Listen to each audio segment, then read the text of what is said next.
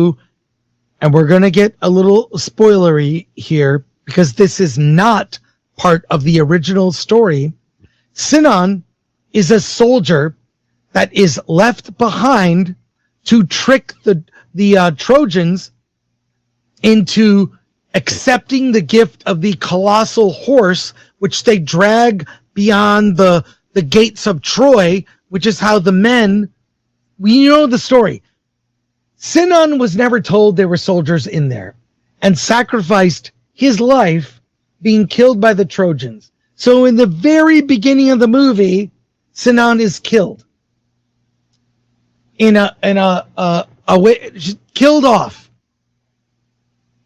Sinon return. We learn then that Sinon was swapped out by Robert Pattinson's character. Sinon, I believe it's Antinos.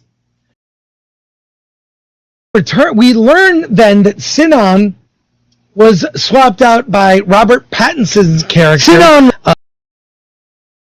I believe it's Antinos.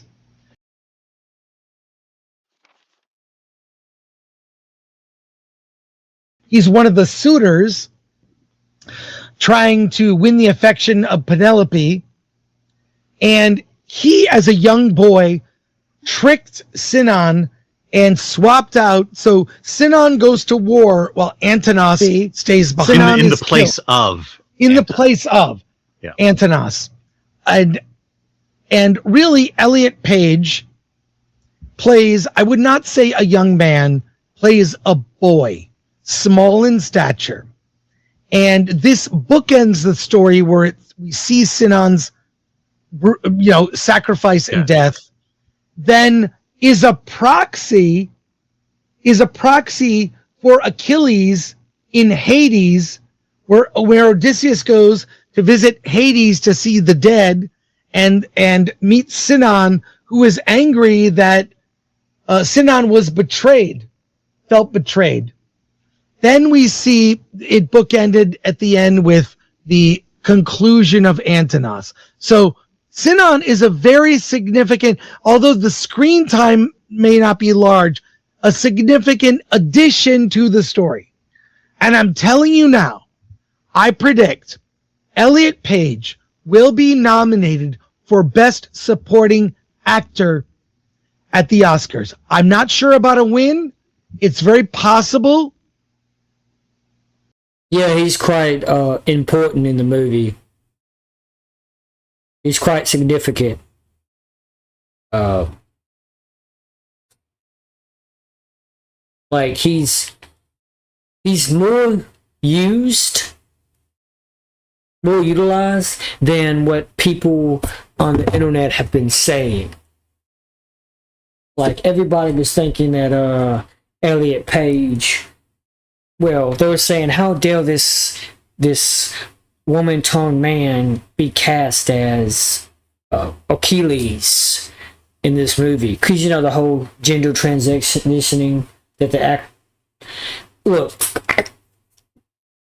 I refuse to call her a him and say she's a man. The whole gender thing is a problem for me. But for the sake of understanding,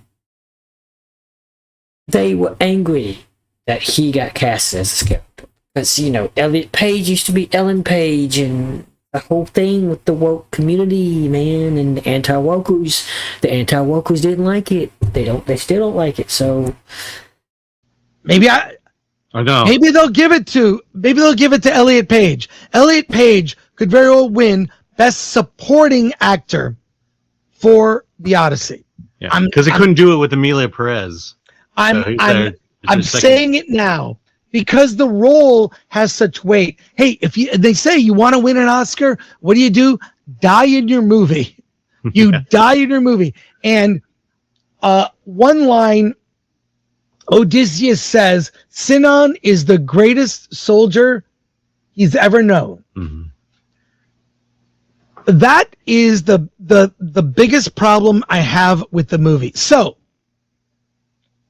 the biggest problem, that is, Odysseus says, Sinon is the greatest soldier he's ever known. Mm-hmm. That is the biggest problem I have with the movie. So you've got some of these amazing sequences with Circe and turning men to pigs, the Cyclops. Give me 1 second.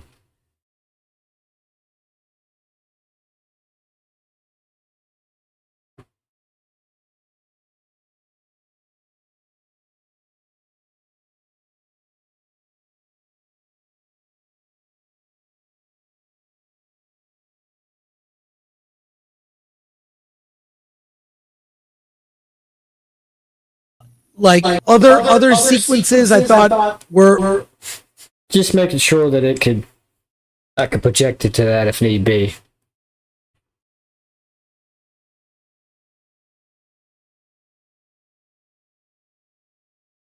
the siren sequence I think was too short for me. It's in the film, but it's very brief. A lot of things he was basically cliff noting other parts of the story. Okay, and I think it really hurt. But I think the biggest thing is the modern language. Man, I couldn't keep track. I'm like, I thought I agree with you, Alan, that the actors, I was seeing the actor and not the characters. Yeah. What is it? But let me finish. Oh, yeah. Because of the whole accent thing, the fact that they sound American and not Greek. Let me finish, then we'll discuss. The movie is a mixed bag, but like every Nolan film, I'll see it the first time and like, okay, I need to think about that. Oppenheimer, I really disliked the first time I saw it and grew to really, it was the musical score. The score in this film is not memorable. And the score in previous Nolan films does so much of the heavy lifting. A lot of the heavy lifting is from the score. Okay? And the music here, I didn't think was that great or that memorable. And it bothered me that the score wasn't in previous Nolan films. Dark Knight, Oppenheimer, Inception, like Interstellar, some of the great scores, even Tenet had a really amazing score. And it's not there for this movie. It's probably one of the worst scores for a Nolan film. Yeah. And a lot of the scores for his movies really pull the movie along. So that I had an issue with. So it's a mixed bag. You rated it a 4. I would probably be more between a 5 and a 6 at this point. However, I will see it a second time. I'm going to see it a second time and see if I notice new things. I know you're done. You're not going to see it. I'm done. You're done. You're not going to see it a second time. But let's really talk about where this ranks. Here are Nolan's scores. Currently, the Odyssey stands at 98%. I think you brought it down. Yeah. His top movies, Dark Knight, 94%, Oppenheimer, 94%, Memento, 93%, Dunkirk, 92%, Insomnia, 92%, Dark Knight Rises, 87%, Inception, 87%, Batman Begins, 84%, that's too low, Prestige, 76%, Interstellar, 73%, Following, 82%, Tenet, 69%. 69%. So I'll end with mixed bag. If forced to give a rating between 5 and 6, I will see it again, give it another chance. Alan, discussion point. Yeah. See it again, because maybe this time the Titanic won't sink. The other thing is, I mentioned before, but what was how did they describe the Elliot Page character? The greatest. The greatest soldier I've ever known. Yeah. And how did you realize that they were the greatest soldier ever known? Because Odysseus said it in a line of dialogue. Yeah. So the battle sequences in which the person, Elliot Page's character, was that didn't impress you? All the battle scenes and fight scenes? Because why? Because character got killed immediately. Yeah, there were no. The reason you, again, didn't earn it. The reason this person is the greatest warrior ever known is because we're told that. as the worst kind of storytelling you can bring to a movie. Well, Elliot Page is in the movie, I think, portrayed as a boy that became a sacrifice. And that could be considered greatness, I guess. To sacrifice yourself. But again, what qualifications did that character have to be in that place in the first place? Now, let's talk about where this movie is going to land. This is not going to bomb. The spectacle alone and Nolan's reputation this movie will be, I think, very big. It will have a spectacular. It'll have a spectacular opening weekend. Yes. Partly because most of the screenings that people are buying tickets for are the 70 millimeter IMAX, which is a premium price right off the bat. IMAX screens are packed for 3 weeks. The IMAX 70 millimeters, yes. Yes, are packed for 3 weeks. However, tickets are readily available for all the other screenings. Yeah. For the Infinity Vision theaters. But don't count out Nolan. His movies don't do 200. They make modest. When I say modest, that's understatement. They make solid money first weekend, and then his movies have legs because it becomes a cultural event to see the movie so you can talk about it.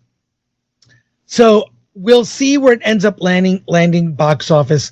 But one thing I can guarantee you, it's going to get all the technical awards, the tech awards. It's going to win or be nominated. There is a new category that just was this year. Casting director wins an award. This will not only get nominated, it will win because casting Elliot Page, casting Lupita Nyong'o is a statement. And basically, Chris Nolan, it's his choice in the end. The casting director is probably going to get an award because the voting members of the Academy are going to make a statement with their vote. And so you're going to see Odyssey is the movie to beat at the Oscars. Good luck. It's got a whole lot of them locked up now. Box office, we'll see in the coming weeks. Final thoughts, Alan, and we'll go to comments. Sorry, Project Hail Mary. You did yet a great run. And it's no one will care about your movie because this is the greatest movie ever made, as I'm being told constantly on my X feed. Well, I think there is a bit of fear from critics to say how they really feel. Yeah. And I know this because you and I have been going to critic screenings together for years.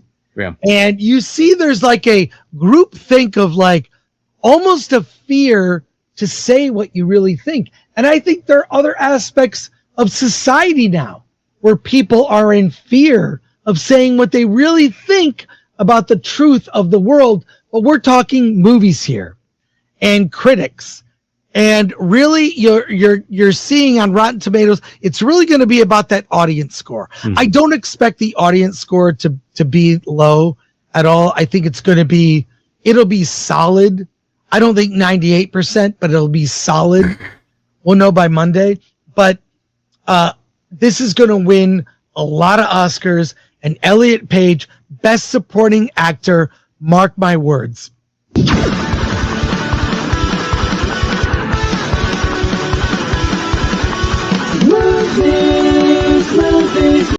All right. I'm going to go back to the original playlist because I goddamn edited to the motherfucker.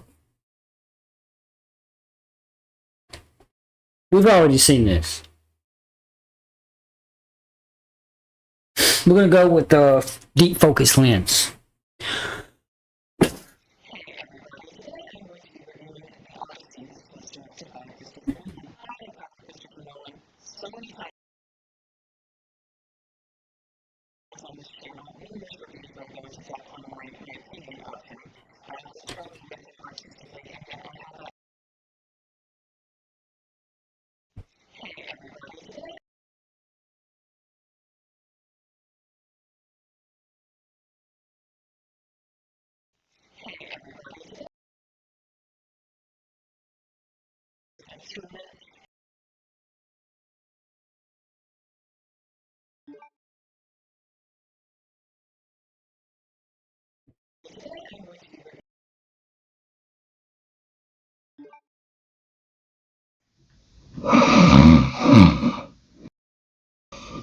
What?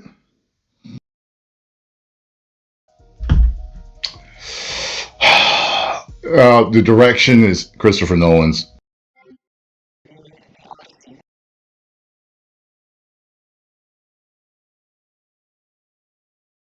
Give me 1 second. I'm troubleshooting again.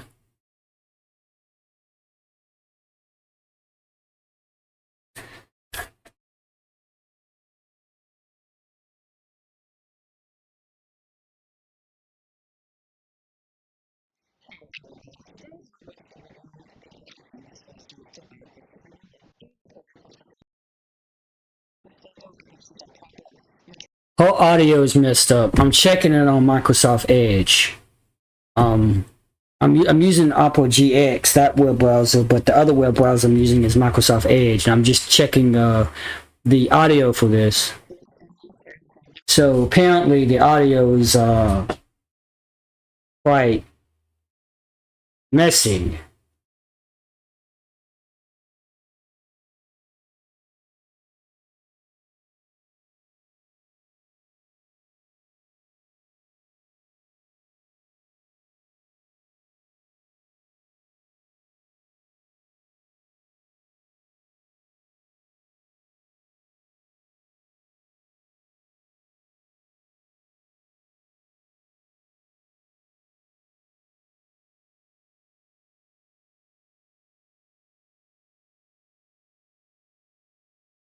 They need to back off of the actor.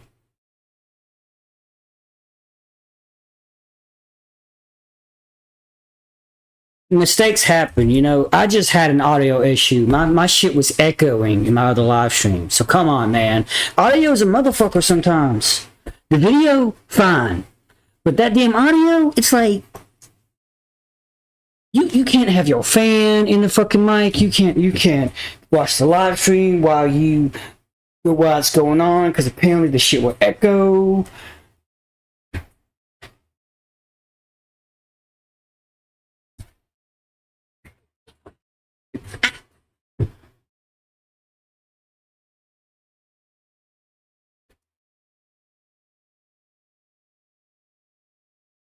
It's an understandable issue.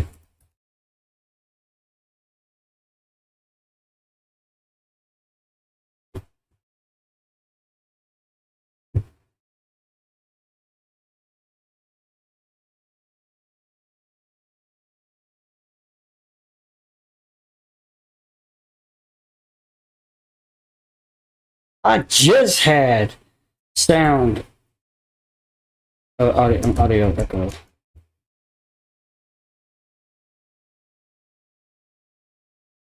God damn, how do you spell?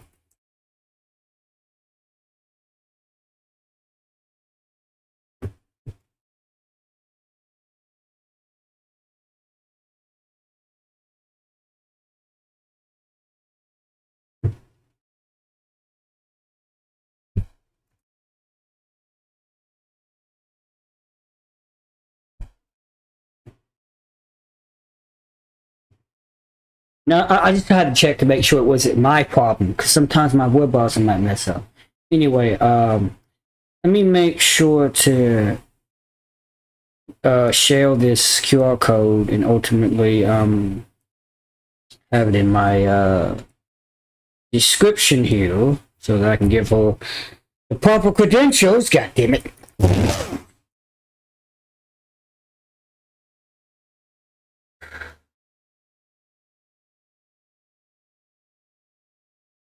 Go to the next one.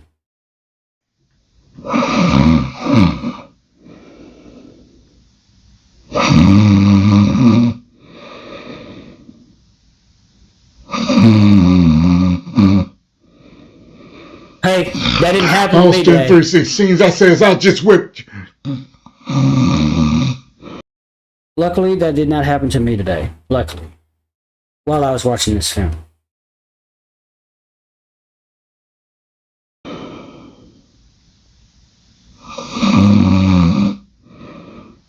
And that's the bottom line.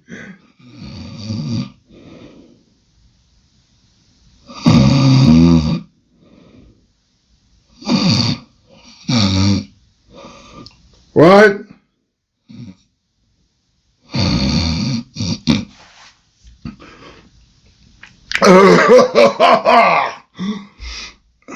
Think I just slept through that whole damn movie, son. Somebody give me a damn beer. Time to do this movie review. Hit it, Vince.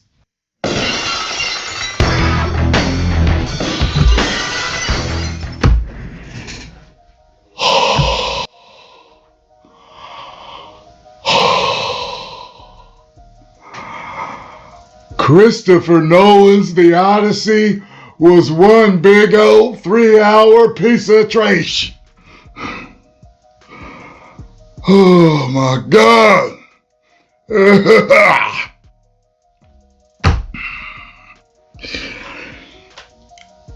Felt every minute of it. Felt every minute of it. Oh my God. One half of ding, ding, ding, ding, ding, ding, the film threat was absolutely correct. Bored out of my skull. Didn't fall asleep. So, I guess let's hit on all the hot topics. The stuff that everyone's been talking about. Oh my God. Okay. Where do I start? The dialogue. I was actually fine with the dialogue. I wouldn't call the dialogue great. I wouldn't call the dialogue bad. I was fine. It did not break immersion, so to speak, for me. Not for me, okay? The music. I was fine with the music. They talk about it not having music, but there is music in it. You know what I mean? It's not a full score, but there are instruments playing. There's drums. There's other things. The music was fine for me. I felt like the music fit every scene that I saw. I was like, okay, cool. The direction is Christopher Nolan's typical direction. You know, I didn't feel like I saw any flaws in his direction, really. Now, the controversy. The other controversy. The three characters that everyone's talking about, besides the fact that not one Greek person was cast. That's what people are saying. Not one Greek person was cast. So if that's true, that's definitely an issue if you're trying to be accurate. But,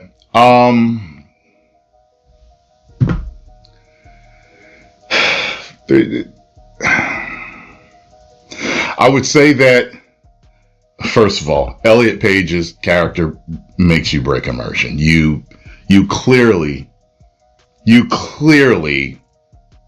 know, are like, okay. You know what I mean?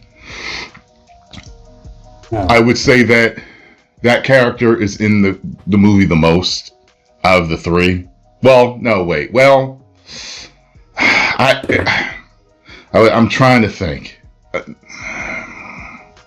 Possibly that character's in it more than the other three.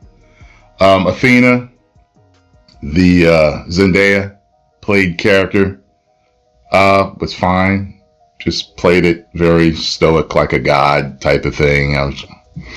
Lupita's character, she's probably in it the least out of those three that people, you know, that the controversy has been about. I find it interesting that they led with those characters, you know, with kind of interviews and stuff. Like, people tended to pay a lot of attention to those characters, even though they really weren't in the movie that long. The characters that you end up remembering the most, for me, was Tom Holland's character, which I forgot his name already, but Odysseus. He was the best character to me in the movie. The special effects were good enough. There, like, for me, there wasn't anything that took me out. I was like, oh, that's bad. Like, no, it didn't. You know, there are a couple, 2 or 3, maybe. I'm trying to think. You've heard people talk about pigs. That's all I'll say. There's that one that stand out as far as you remembering it. The Cyclops, which was in the trailer. The whirlpool scene. There ends up being something else in there with the whirlpool scene. Yeah, the invasion of, the Trojan horse scene. Oh, and the Giants in the full suits of armor. I think those are the ones that you really, remember. What? But I gotta tell you, I guess you could blame this on direction or the storytelling or the story itself, but I was bored. I mean, I was really bored, man. Like, people walked out of the theater all stiff and not one person clapped. Every time I say that, someone tells me, everybody was clapping in my theater. I'm sure they were, pal. I'm sure they were. I think one of the biggest sins when you're, is a movie boring you. I'm sorry. That's the biggest thing. It's just, when I do Stone Cold, I always say it's a big old piece of trash. Even though not everything I give a low score is an absolute piece of trash. You get what I'm saying? But it's close. You know what I'm saying? Like, I was just like, I couldn't believe how bored I was sitting through that. You get what I'm saying? Like, that's, and for 3 hours to do that to somebody, you know what I'm saying? So if I felt that way, there's a lot of other people out there that are going to feel that way. The guy from Film Threat, I keep forgetting his name, and I'm sorry, sir. If he felt that way, just like I felt that way, there are going to be a lot of other people that feel that way. After watching this movie, giving it its full due, I truly don't understand logically how it would have debuted with a 98%. There are people with conspiracy theories out there that this movie, people are running interference and cover for it. If I found out, I wouldn't be surprised. Yeah. All three of his Batman movies were better than this movie. Damn, son. He did Inception, right? Inception was better than this. Damn, son. 1, 2, 3. Tenet was probably right there with it, man. Tenet bored me. I'm trying to think he did Interstellar too, right? Interstellar was better than this. And there's just several movies of his that I haven't seen. Please give me a list of all Christopher Nolan movies. 12. 12, huh? Okay. Oppenheimer was better than this. Let me see what else here. It's like they're not even Insomnia. I can't remember if I saw that or not. I may have, but I don't remember. I'm scrolling through as fast as I can here. Memento. I didn't see Memento. Oh my God, all these ads popping up. Dunkirk bored me too, man. Tenet bored me. Like I said, Interstellar was better. Inception was better. Oppenheimer was better than this.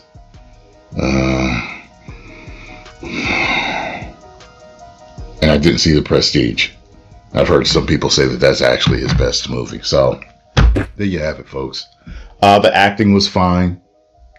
I can't think of anything else to talk about. I'm going to go and try and catch up on my day for spending that much time in the damn movie theater. Post your comments down below. Y'all know how it is. Be respectful. If you're not, no one will ever see your comments. 10 million subscribers. Woo! There are very few directors that I'll see their movie sight unseen. Christopher Nolan is one of those directors. I don't care about the controversial circumstances. It's Christopher Nolan. No way in hell am I going to miss it. I'm crazy. Odyssey. I'm sorry. I've seen it. Let's review.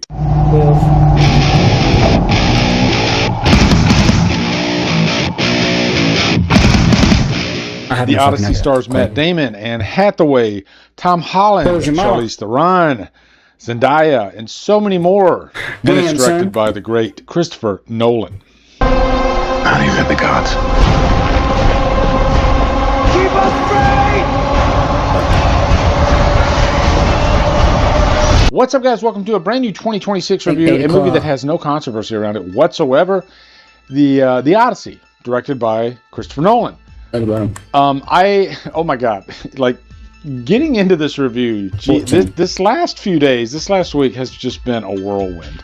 It has. And you see behavior that is just the weirdest thing in the world. And I talked about it in a video that I put on Drum Dumps Extra, so I'm not going to go too detailed into it. I'm just going to talk about the movie, okay? Let's pretend that behavior that is just the weirdest thing in the world. And I talked about it in a video that I put on Drum Dumps Extra, so I'm not going to go too deep. Drum Dumps Extra.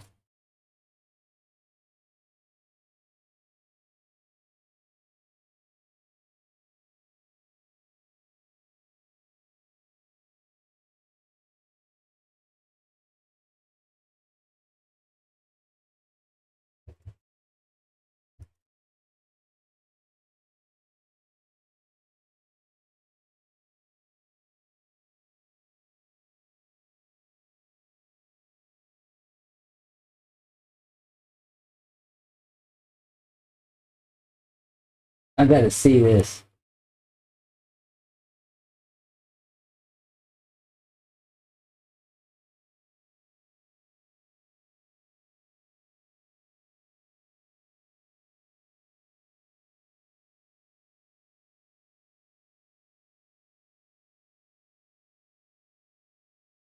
Subscribe.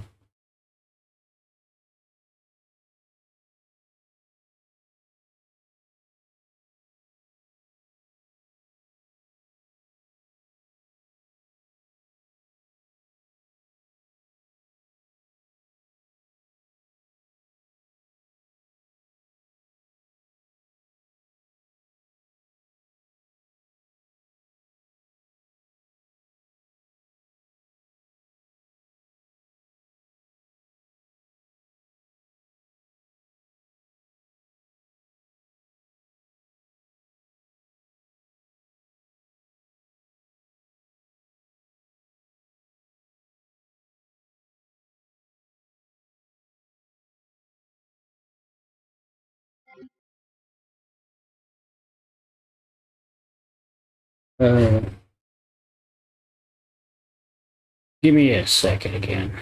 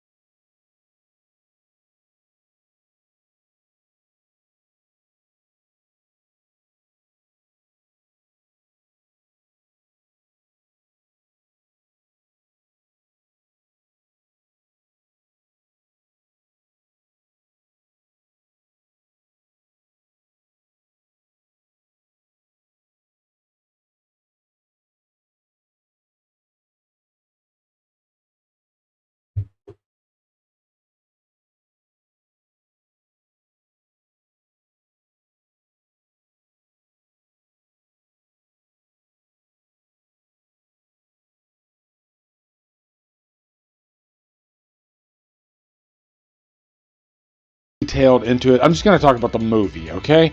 Let's pretend that none of this is happening. Let's pretend that we're in 1995 and the internet's not around, or it's new. We don't have social media.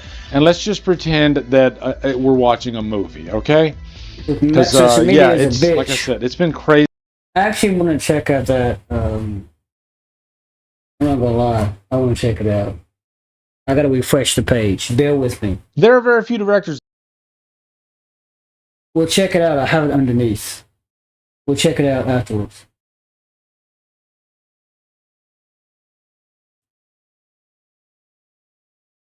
Funny. But anyway, enough about that, all right? Let's get into the review for the stupid fucking people out there, okay?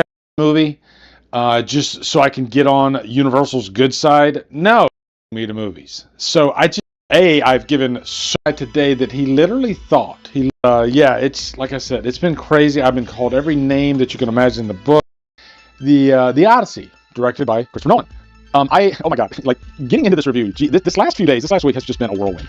And you see behavior that is just the weirdest thing in the world. And I talked about it in a video that I put on DrumDrums Extra, so I'm not going to go too detailed into it. I'm just going to talk about the movie, okay? Let's pretend that none of this is happening. Let's pretend that we're in 1995 and the internet's not around, or it's new. We don't. I like his the crow in the background. Have social media, and let's just pretend that we're watching a movie, okay?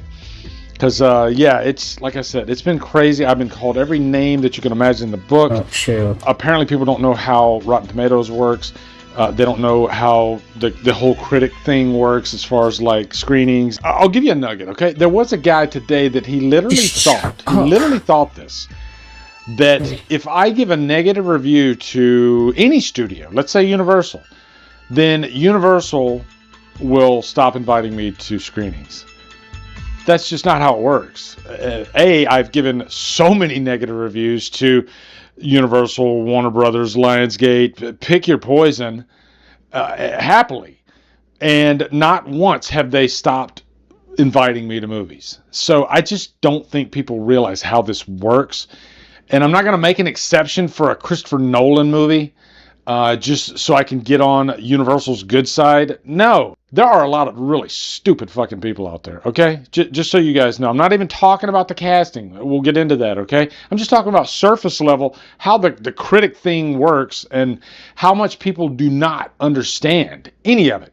They just take what some content creator tells them and they run with it and they believe it. No erotic, critical drinker. Without doing their own research. So yeah, it's funny. But anyway, enough about that. All right, let's get into the review for the Odyssey. My background on the Odyssey as a story, I don't think I've seen, like this might be my first story of the Odyssey that I've ever watched. Yeah, I've seen Troy, which takes place before the Odyssey, and they do talk about some of the stuff. Is the Troy based on the Iliad? They do talk about some of the events of Troy, and there's even like a couple of flashback scenes of events that happened during Troy and the Trojan War. You know, I think maybe in school I knew about the Cyclops scene. I think that's one of the most memorable scenes from Homer's the Odyssey. Overall, this is really about Odysseus getting home. He spent 10 years in the Trojan War, and then he spent another 10 years trying to get home. And so, yeah, he's pretty much missed like almost half of his life. And by the way, he's married. He had a kid, in this case played by Tom Holland. And so this movie sort of deals with Ithaca, what's going on in Ithaca, you know, will he return? And then you have your not to be trusted characters that are greedy and they just want to marry Penelope, who is his wife, so that way they can rule over Ithaca, take the throne, what have you. First thing I really, really loved about this movie, and there are so many things that I absolutely adored about this movie. First thing is the structure. And this is nothing new. Christopher Nolan does like to bounce around. And I think he does that to really just keep the viewer interested. And I think it works very well here. I don't think this would work as well as a linear story. I think there are elements of this story that are somewhat linear, but he does infuse a lot of different things via flashbacks. And really, I think just to keep the narrative interesting. But Matt Damon as Odysseus is definitely the focal point. You're going to see like the younger version of him. You're going to see the older version of him. There's a good mixture of both. And he is a leader, but I don't think they portray him as this necessarily great warrior. He's not Achilles in this, right? But the entire movie does rest on Matt Damon's shoulders, and Makes you too many do sort of forget mistakes. that it's Matt Damon. Yeah, I mean, yeah, you can't help but notice that it's Matt Damon, but I think he really gives himself over to this role, and it feels like Odysseus. And that's no small feat when you're, dealing with Matt Damon. He's probably one of the most recognizable faces in Hollywood, and a very talented actor. Second thing, I love the look of the Odyssey, and Christopher Nolan, he goes above and beyond in giving you a presentation that is more so a feast for the eyes, but also feeling very grounded. A story like this that is mythical and epic. Yeah, there's definitely some epic stuff in here, but I do think for the most part it feels just very grounded. It feels dark. One thing I was thinking as I was watching this is lit like a horror movie. I think most of this movie, even the daylight scenes, feel like they're lit like a horror movie. And there's a section of this movie that feels like horror. One of them being in the daylight. And it's terrifying. So I think Christopher Nolan does want to do just an all-out horror movie. Even the music had like heavy horror elements to it. I think Ludwig Göransson has become one of the most popular, like, modern composers. His footprint is in so many different properties, but I think he does these epic type movies very, very well. And the music in this movie does have sort of a haunting nature to it. And I think there's a lot of silence in this movie as well, which works. But you could really see the direction that Christopher Nolan was trying to take this movie in. It definitely has a dark vibe about it. Now, I guess leaning a bit more on the horror, since we're talking about that. A bit more on the horror with the Cyclops. And seeing the trailer for this, I thought it was just going to be, kind of like, in Lord of the Rings when you got that giant creature that, they attacked Frodo and the Fellowship. I thought it was going to be more like that, but no. The Cyclops in this movie, terrifying. And I think you're going to be confused emotionally. And I know that sounds a little bit mysterious, me saying that, but I don't want to spoil anything. I was just going through so many different emotions during that Cyclops scene because he's terrifying, but then there's also some things that happen in that scene that make you feel uneasy. And it's a straight up horror scene, no doubt about it. So maybe the horror guy in me really loves the Odyssey so much because of those elements. And then the scene with Samantha Morton, she plays this witch type character. And Odysseus and his crew, they just go through so much throughout this movie for such a long period of time. And there are definitely themes of trust in this movie. Like who can you trust when you're going through all these things trying to get home?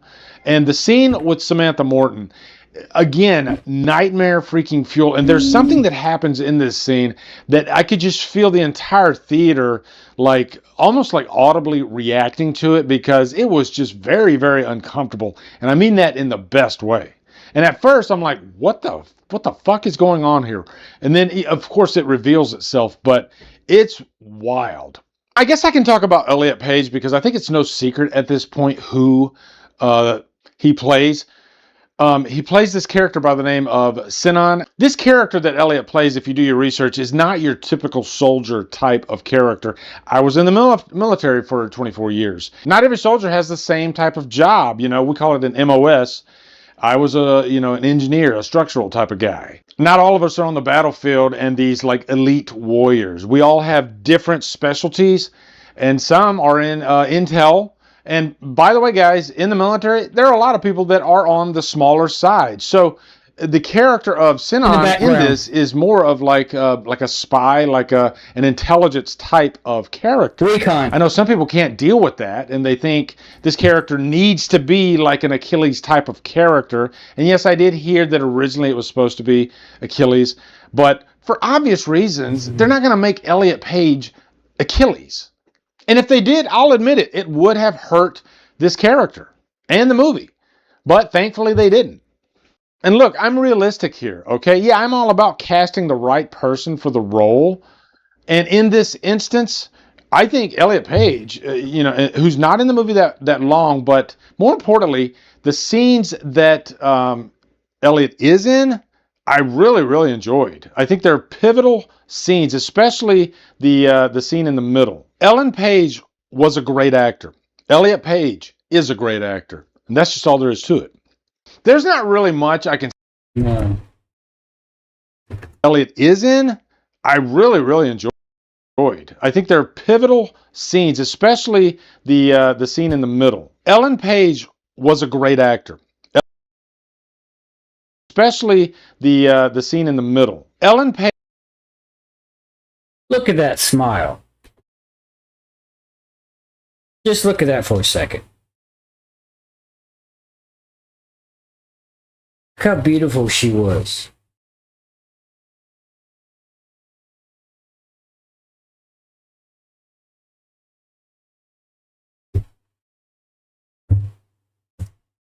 Not that she would have dated me. Saying. Of course she won't now. He.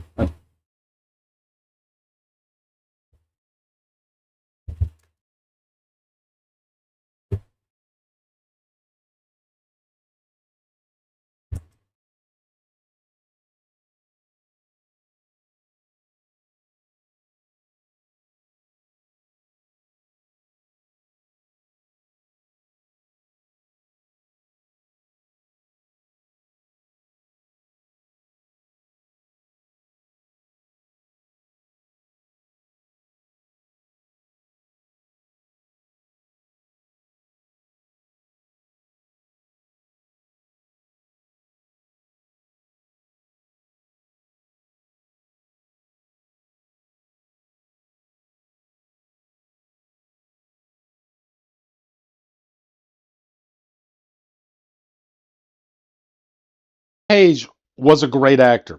Elliot Page. Yeah, look at that. I mean, it's kind of not much of a difference. If you look at it.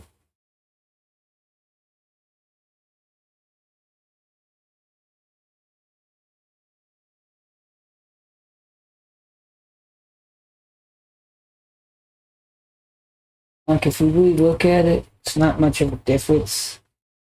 This Actor. Elliot Page is a great actor. And that's just all there is to it. There's not really much I can say about Lupita Nyong'o, who plays Helen. She really only takes up a couple of scenes in the movie involving John Bernthal's character, who's also a very interesting character. But Lupita's a great actress. So today. And I thought she handled the role of Helen with class, actually.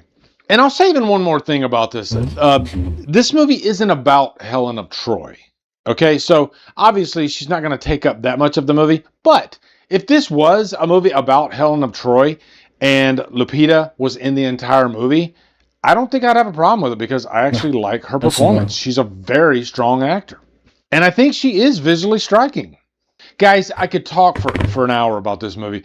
It is an experience, and I think me talking about it or any other reviewer talking about it isn't going to do it justice. I think you need to get out and see this movie. It's a Christopher Nolan freaking movie. He just came out with Oppenheimer a couple of years ago. It was an event. This is an event. I still maintain I don't think this is his best movie, but it is far from his worst, and I still would give it like an 8, maybe a 9 out of 10. It's that freaking solid. I'm seeing it again tomorrow night, and I can't wait to see it again. I'm dying to see this movie again. And I'm sure there's a lot of, quote-unquote haters of this movie for obvious reasons that maybe refuse to go see this movie. If you do go see this movie, I hope you enjoy it. I really do, okay? I'm not going to, throw a dig at you guys or anything. We all, have different tastes in movies. We have different belief systems, I guess, and maybe this factors into that. But if you do see it, again, I hope you enjoy it, okay? I'm definitely giving it a Trapped on an Island, though. I think this movie was phenomenal. All right? So, when you do see it, let me know what you guys thought of the Odyssey. Looking forward to hearing your thoughts. Also, be sure to come over to Killer Flicks, where we talk horror all day and every day on Fridays. We do few for Fridays. Follow me at Drum Dums on my socials, support me on Patreon. Become a channel member, buy me a coffee. What's the deal with you signing me out? Drum Dum out. God damn!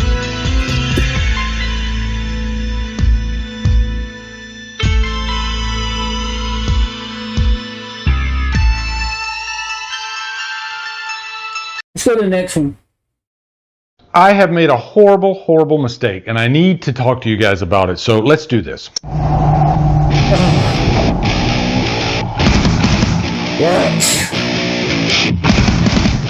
What's up, guys? We are on the second channel. Last night I dropped my Odyssey out of theater reaction. I woke up to this morning, and it's like over 9,000 views now, but it has probably the most negative comments I have ever gotten on a video. And there's over 200 comments now. I haven't responded to really any of them. I'd say it's probably, a wild guess, 85, maybe 90% completely negative. So I figured let's have some fun. Let's read some of the comments for you. And I'm sure a lot of these people, let me tell you what happens, okay? There's an audience out there, and we all know this audience, and they love to hate anything that doesn't line up with their ideology, their belief system, what have you. You know, a lot of them are anti-Hollywood, and don't get me wrong, guys, I think Hollywood makes a lot of mistakes, okay? And I've always been really fair about my reviews. I try to go in with an open mind. I think a lot of these people, most of them probably, I think, you know, as soon as all these reactions come out for the Odyssey, they go looking and they want to find anybody that liked the movie or they think's going to like the movie, and they probably come upon a lot of channels they've never even heard of, including mine, and they just assume the worst. Yeah. They assume that we're all shills and that we can't think for ourselves, and they think that you know, studios are courting us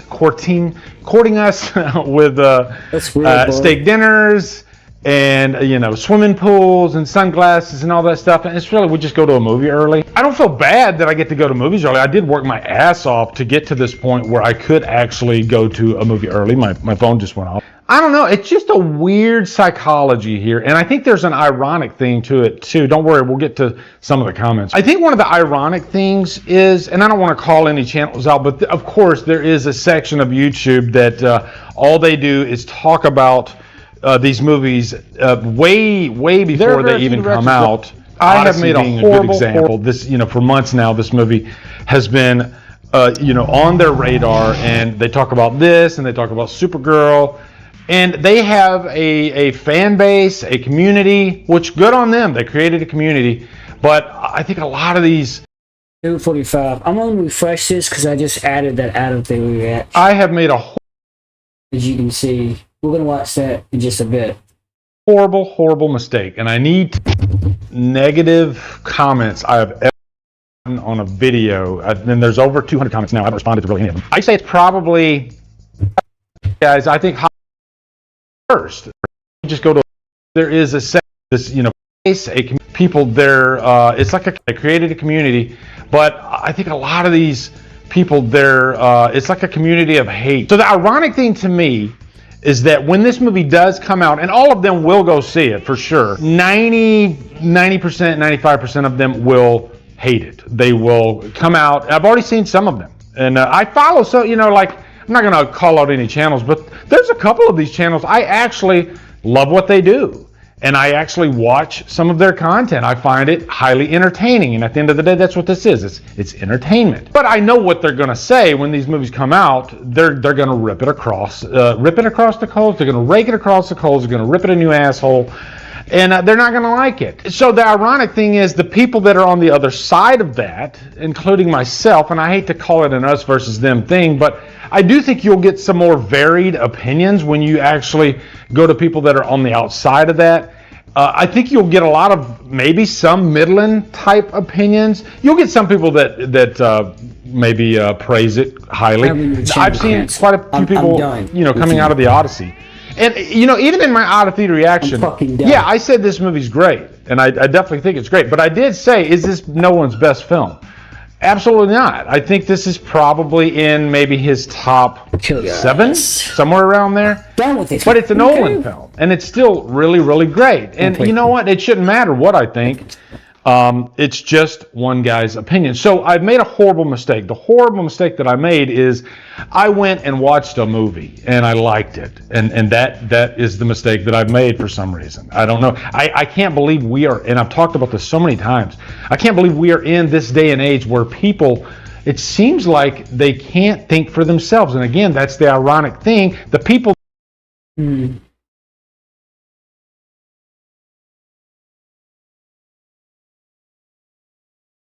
How dare you think a movie from the best picture?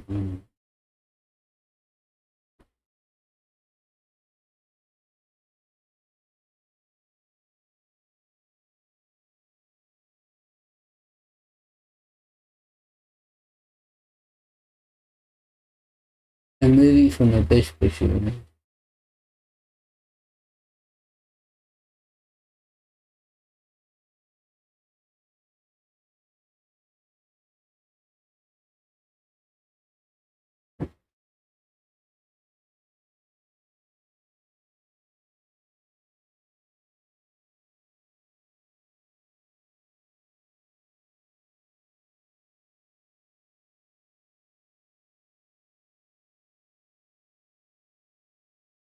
I'm sure you post on a certain popular physical media site that I do, and most of them lean on the other political direction, and they lash out at each of us. I don't even bother posting any to the reels there anymore.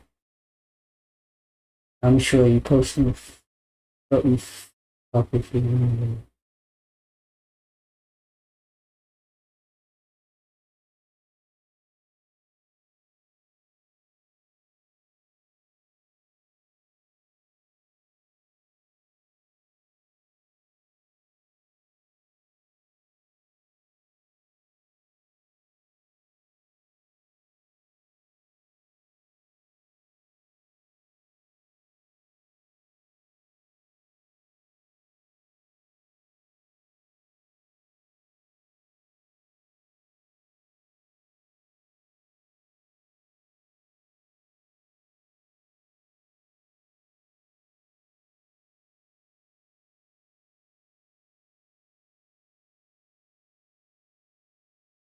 The idea that people need the idea that people need to defend liking the Christian movie.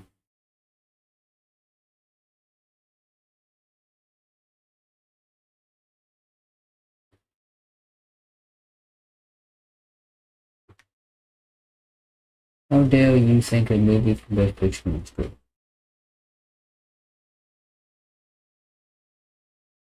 People that say, I can't think for myself, are the people that can't think for themselves. They're the people that actually will not support these movies, which is fine.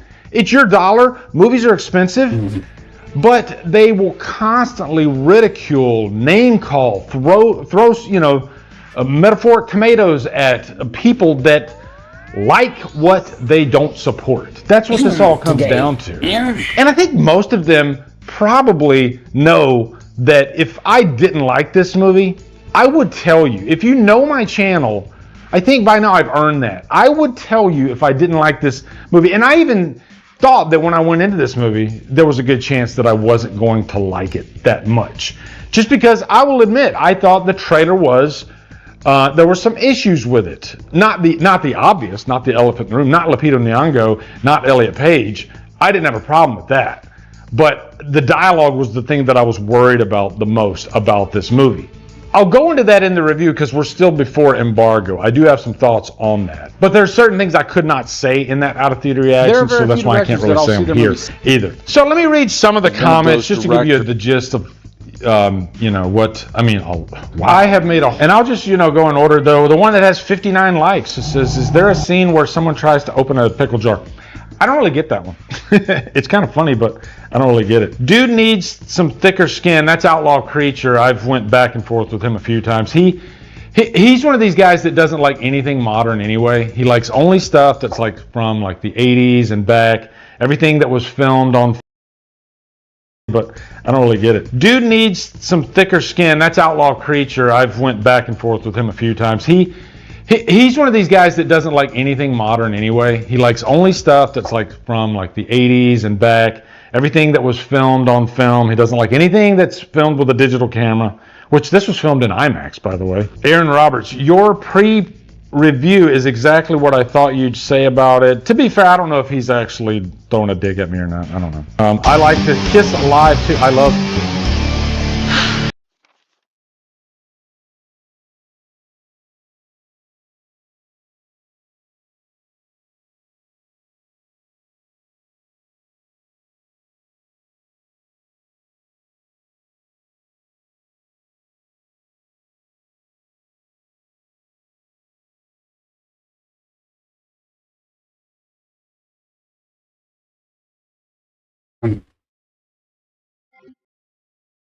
by the way, throwing a dig at me or not. I don't know. Exactly what I thought you'd say about it. To be fair, I don't know if he's actually throwing a dig at me or not. I don't know. I like the Kiss Alive too. I love Kiss, by the way. I like this guy drums, but he does like a lot of movies. That's fucking bullshit because literally, I just put out the 10 worst movies. Literally, I just put out the 10 worst movies. Literally just like 2 fucking videos ago, I put out the 10 worst movies so far, and they're just the horror movies. I didn't even put like the non-horror movies. You fucking asshole. I'm just kidding. You cannot win with these idiots. I swear to God, it's crazy. I hate a lot of movies. So yeah. Alicia, glad you enjoyed it. Alicia, thank you so much. I appreciate that. I'm glad I enjoyed it too. I had a good time at the movies. Is there a shill screen area list you're aware of, please? Phony critics who sold themselves cheaply keep repeating the same words. I like the movie. Is that the words? I don't know. These YouTube influencers are part of the post-production budget. I'm Greek and this movie is a disgrace. I'm a Nolan fan, but he messed up. So did Lupita in an interview. Watch it. It will turn you off. I don't really pay too much attention to actor interviews outside of movies. I just look at the movie for its own merits. Lupita, who's in the movie, maybe, I don't know, 10% of the time, was fabulous. I thought she was really good, actually. I don't think you need to have 100% a Greek cast in a movie. This goes back to that. For like, say, a disabled part in a movie, do you have to hire somebody that's disabled? No, you hire an actor. So yeah, exactly. Yeah. Don't get me wrong. I like the person to sort of look the part, but they don't have to be the exact like nationality. And fuck you, buddy. Channel set to do not recommend. Bye. American Brain is a lost cause. So there's some of the name calling. Tired of listening to the rave out of theater pump-ups? Are you really tired because you're seeking them out constantly and then you're commenting on them constantly? So I don't think you're really tired of seeking them out. Matter of fact, I'd say those are probably the ones that you get more excited about seeking out is people that rave about it. Sellout. I'm a Greek and you betrayed me. I betrayed you for liking a fucking movie? Jesus. If someone says, I'm not trying to pull a fast one on you, they're definitely trying to pull a fast one on you. Because I said I'm trying to pull a fast one.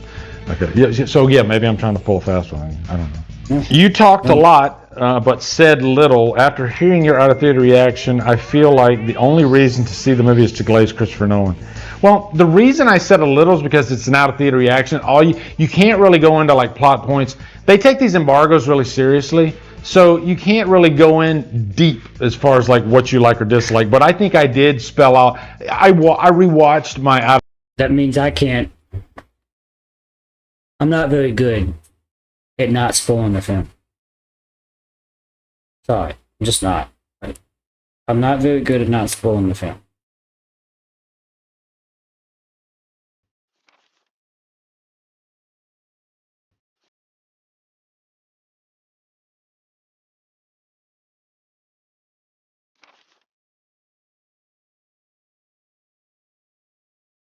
Watch it.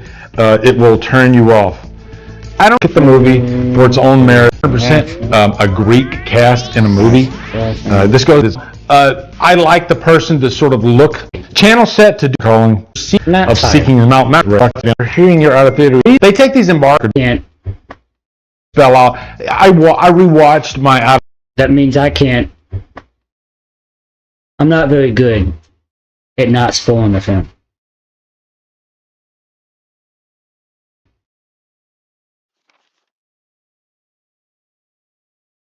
Theater reaction. I touched on actually quite a few things that I did like about the movie, but you know, agree to disagree, I guess.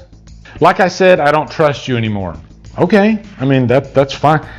You know what? No regret. You know, that's the last one I'll read because there's a lot of them, but no regrets. You know, I mean, my opinion is my word, and if I go on here and lie to you and tell you that, you know, or I guess play it safe. The safe bet would be for me to really just rake this movie across the coals. Agree with you on things that I don't agree with you on. You know, I do think there are some, I'll just say it, I think there's some racist comments out there for sure. And I'm not a racist, all right? There are things that I can let slide that a lot of people can't when it comes to movies. I thought Christopher Nolan did a great job putting this thing together. I could see the work that went into it. I love the look of this film. I shouldn't have to explain myself after I've you know, reviewed a movie or given an out of theater reaction, and I really don't understand this. You know, I think a lot of it is clicks. It's sort of a machine, right? It's like this beast that just feeds upon itself, and it just gets bigger and bigger and bigger and bigger. And that's kind of what social media has done. I think there's some great things about it. Gets the word out about movies, but I think there's some bad things about it as well. Do I think shills exist? I don't know. Maybe. I'm sure they do. I'm sure that there are some people that probably, maybe they're working for a studio or something like that. I don't do that shit. And I think, again, if you know my channel, I think I've earned that. I think I've given enough bad reviews. You know, I'm not one of these guys that just talks about movies I like. I actually like ripping movies apart because I think there's something there that a director can maybe get feedback from and maybe try to do better the next time. Okay, there's some issues that I'll like Chris Stuckman. He can do better. That doesn't mean his movie Shelby Oaks sucked.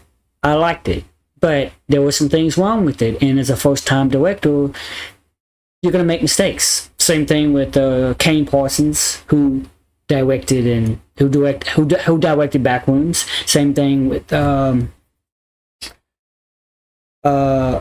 Obsession, directed by Corey Baker. Almost didn't remember his name, but yeah, there's some mistakes. And honestly, to rate those, I'd say from best to not best. Obsession, Backrooms, and Chris Stuckman's Sherman Oaks. But still, Sherman Oaks was good. I mean, probably talk about in my review about this Christopher Nolan movie, you know, the Odyssey. This is just how I feel. It does surprise me that we get this much anger and this much vitriol in my anybody's comment section for simply liking a movie. So yeah, I don't know how to close this video, but it is so strange that this time we live in, and it's an exciting time for movies, but it's also sort of like frustrating at times. You know, there's certain movies that come out. We just had it with Supergirl, and now we're having it with the Odyssey, that you almost dread, you know, going into, or not watching the movie, but, you know, going out of the movie and reviewing it and doing these out of theater reactions and getting on social media, because you know what's going to come at you, you know? And there's only two choices. You can either like the movie or you can dislike the movie. And if you dislike the movie, then you'll have a certain audience that's, you know, that's going to be pissed at you. And then if you like the movie, there's a certain audience. Oops, there's my alarm. So yeah. You know, my alarm's telling me I need to shut the fuck up. So anyway, guys, let me know down in the comments. I'm sure a lot of my haters are going to watch this, and they're going to jump in there. And hey, if you're a new hater, welcome to the channel, and bye, because you'll probably leave right after. But yeah. So anyway, guys, take care of each other. Love you. Mwah.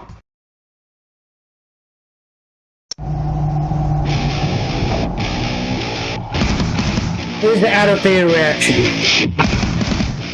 What is up, guys? This is an out of theater reaction for the Odyssey. Had to switch my camera because my other camera, for some reason, is having battery issues. So this is the old camera from way back in the day.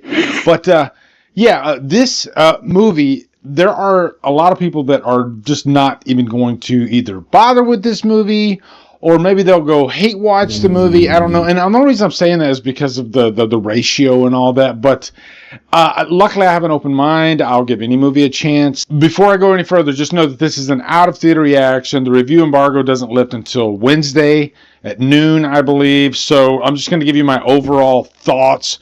There's a lot, and I mean a lot of buzz around this movie. I will say this right now. If you are a Christopher Nolan fan, then I think you're going to be safe. You're going to really enjoy this movie. And what I mean by that is that Christopher Nolan's movies, they have a certain look about them. The score is often very unique and usually awesome. And it's awesome in this movie. And his stories, I think especially in his last few movies, often go in maybe a direction that you don't actually expect. And they are actually more on the creative side. This movie is epic, but it's also really creative. And yeah, it's the story of the Odyssey, but how the story is actually laid out, I would just say it's Nolanified. I guess that's a good way of saying it, okay? And I'm going to give you a little bit of an elephant in the room here regarding a couple of characters that have been extremely controversial. Much ado about nothing. You got nothing to worry about.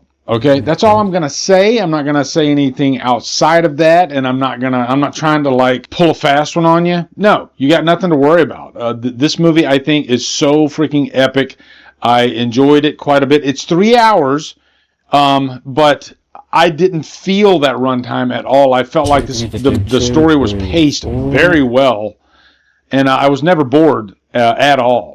There's a lot going on in this movie, okay? This isn't like a boring movie. I wouldn't even call it like a slow burn. It is very character-driven, but I think you get a good mix of action, but you also get some great character beats. And it's a Christopher Nolan movie, and for me, that's a great thing. I love Christopher Nolan. I think he has at least 4 movies that are 5 out of 5 for me. I can't get enough of Christopher Nolan. Anything he puts out, I'm there day one. See this in IMAX on the biggest screen possible. For my critic screening, for some reason they had to switch screens and we didn't get an IMAX screening or a Dolby screening. But even still, the sound was great. The picture was great. I wish the picture would have been bigger, but I'm telling you guys right now, this movie needs to be seen on like the biggest screen possible, okay? I think this is going to be a big hit as well. I do. I really loved it. Is it my favorite Nolan movie? No, I would say no. But it's far, far from the worst. And I think it will be one of the best movies of the year, okay, when it's all said and done. It's a Nolan movie, okay? It's really, really great. So I think you guys are going to enjoy it. That is my out-of-theater reaction. So yeah, looking forward to you guys seeing this movie. I'm going to go see it again this weekend for sure. Audience loved it. Just in case that matters to you. Everybody was clapping at the end of the movie. So yeah, very strong third act, all of that stuff. Can't wait for you guys to see this. Be sure to come over to Killer Flicks where we talk horror all day and every day on Fridays. Review our Fridays. Follow me at Drum Dums on my socials. Support me on Patreon. Become a channel member. Buy me a coffee. Anyway, guys, thank you so much for watching. Have a good day and Drum Dum out.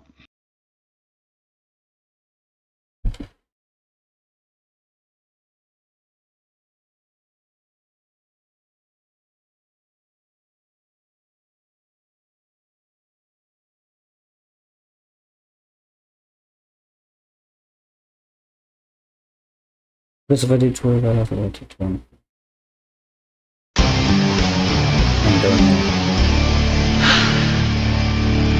This is just me addressing all the controversy surrounding the film because it has gotten way out of hand.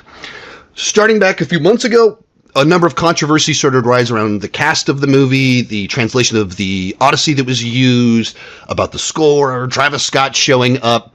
And to be honest, there was enough things that made me go, oh, that's a little bit weird. I don't know, what is Nolan doing here? Still incredibly excited for the movie, but there were some choices I wouldn't have made, I didn't understand. But he's Christopher Nolan. He has a 25-year track record of making movies that have been loved by audiences and critics, and he's coming off a Best Picture win. He has done enough to earn our trust and not let the controversies determine our excitement for the movie rather than the guy that's making it. Of course, it can be bad. Doesn't mean he's free from criticism. But Nolan trumps... That was weird. Having seen the movie, the controversies are like the biggest nothing burger of all time. The trumps... That was weird. But Nolan trumps... That was weird. Having seen the movie, the controversies are like criticism, but of course, it can be bad. Doesn't mean rather than the guy that's making it. Of course, it can be bad. Doesn't mean he's free from criticism, but Nolan trumps... That was weird. Having seen the movie, the controversies are like the biggest nothing burger of all time. These are complete non-traversies. Travis Scott is in the movie for about 30 seconds. The casting, all the buzz, Elliot Page, Lupita Nyong'o, they're in the movie for like 4 minutes. Lupita Nyong'o has like 5 lines of dialogue. She plays 2 different characters and has like 5 lines of dialogue in the whole movie. Elliot Page has more lines of dialogue than that, but once again, it's a couple of scenes and a handful, just a few minutes in the film for a 3-hour runtime. They're not the focus. They're not the main point. These controversies are the equivalent of judging a gigantic tree and judging its beauty based off of a branch and a few leaves. It wouldn't make any sense. It doesn't mean that the branch that's not a oopsie. It doesn't mean you have to like it. It's just not the focus. It's just not like the whole thing's not ruined, or it's just so minor. Each of these things, having seen the movie, would be like the 78th most interesting thing about the film to discuss. It's as simple as that. It's 1% of the movie is what all of these controversies make up. If you watch the movie on its own terms, that shit last week, nigga, is without going with preconceived notions, without having the internet telling you what to think about this stuff, it wouldn't even cross your mind. Like none of it is the point. It's not the emphasis or anything like that. Would I have cast him? I probably wouldn't have, but it just didn't do anything to actually hurt the movie while I'm watching the film. Now, some people complain about historical accuracy and this isn't the right armor. I'm not the right person to judge those things because I don't know my sister. What did you say about this? It wouldn't even cross your mind. Like none of it is the point. It's not the emphasis or anything like that. Watch the movie on its own terms. What all of these controversies make up. If you watch the movie on its own terms, without going with preconceived notions, without having its own terms, without going with preconceived notions, without having the internet telling you what to think about this stuff, it wouldn't even cross your mind. Like none of it is the point. It's not the emphasis or anything like that. Would I have cast him? I probably wouldn't have, but it just didn't do anything to actually hurt the movie while I'm watching the film. Now, some people complain about historical accuracy and this isn't the right armor. I'm not the right person to judge those things because I don't know my sister and her husband actually care about that sort of thing. The first movie I ever saw with my brother-in-law, I think, was like The Mummy Returns, and they left. Hey, they actually used some inaccurate historical terms. I was like, wow, we watched that movie very differently.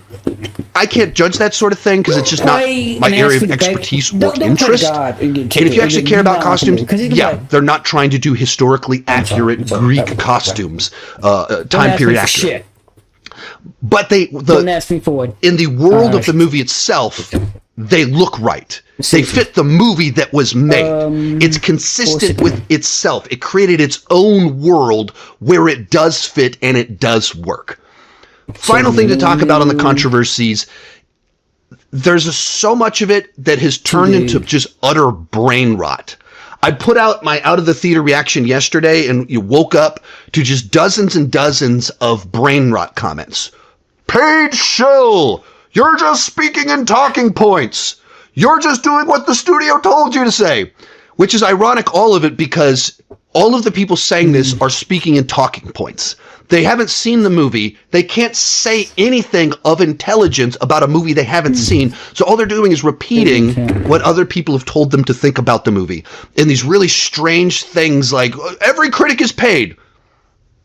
That's a stupid internet conspiracy theory. If you believe that, you've spent too much time on the internet and haven't spent a second thinking about the insanity that you're repeating, because it's so obviously not true. And that, like, if you watch the movie and you don't, they just regurgitate the same exact talking points. Jezebel does this all the time. I don't even watch them on my live stream. They just talk about the same exact talking points. They're just regurgitating. It's like you're just repeating what everybody else said, and I'm just repeating what they're saying. So it's all a big fat knuckle bugger, man. 10-4. That's it. like it, fair enough. If you are bothered by casting choices or the historical inaccuracy, fair enough. That's not the same thing as spamming people's comment sections with hate. They're not the same thing. And that's what's going on. It's a hate campaign. It's prejudging a movie because the internet told you to. That's embarrassing. That if someone told you what to think about a movie 3 months ago and you just went, okay, I'm going to think that about the movie, you've been brainwashed. You're being controlled by internet outrage. From that point.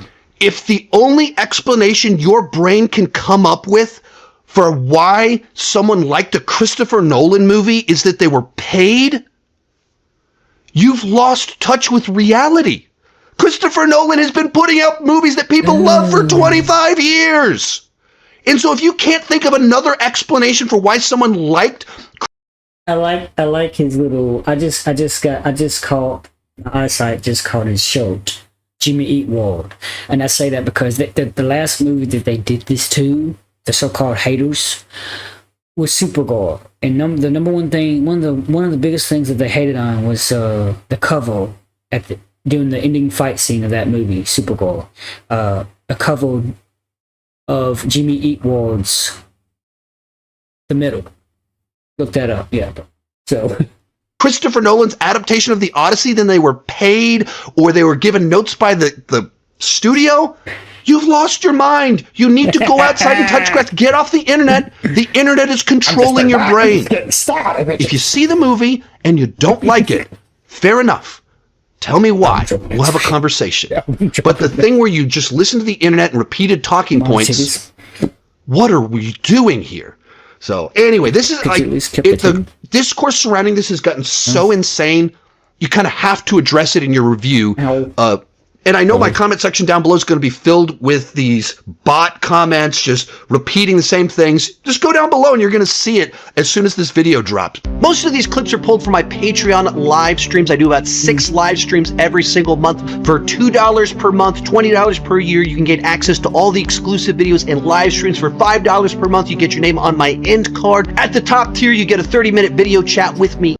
Okay.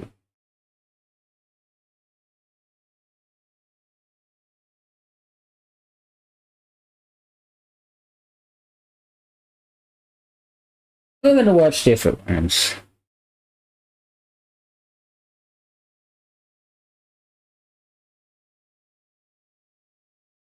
In case you hear any rain or loud thunder, I was literally driving home and a horrible thunderstorm started, and it still is going on while I do this review. So obviously Zeus is just really mad I'm about to review this movie.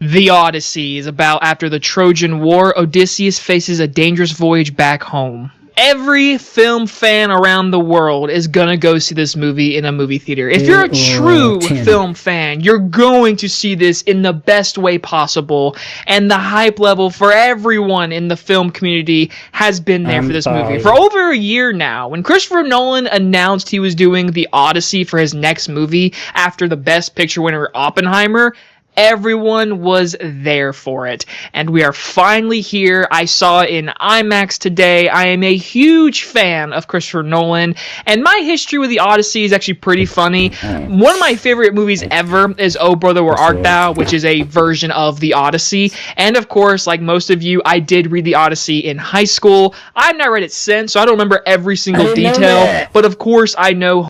I didn't know that Oh Brother, Art Thou was hold on, let me fact check that.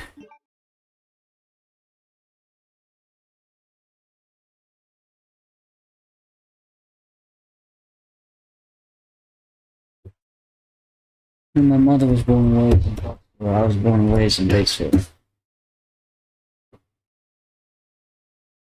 This movie was filmed. It was filmed and set in Mississippi.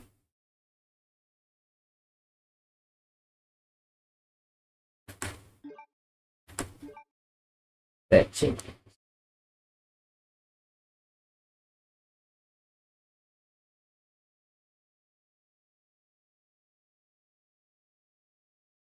Well,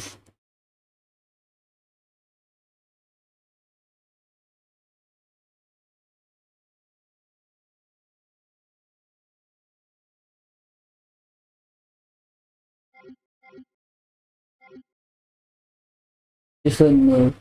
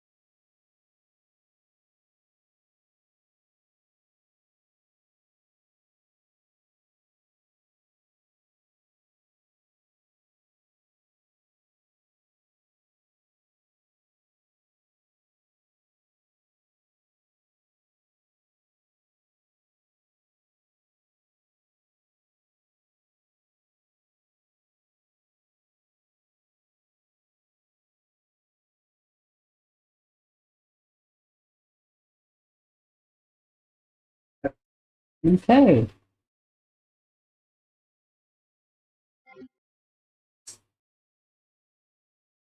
An hour and sorry.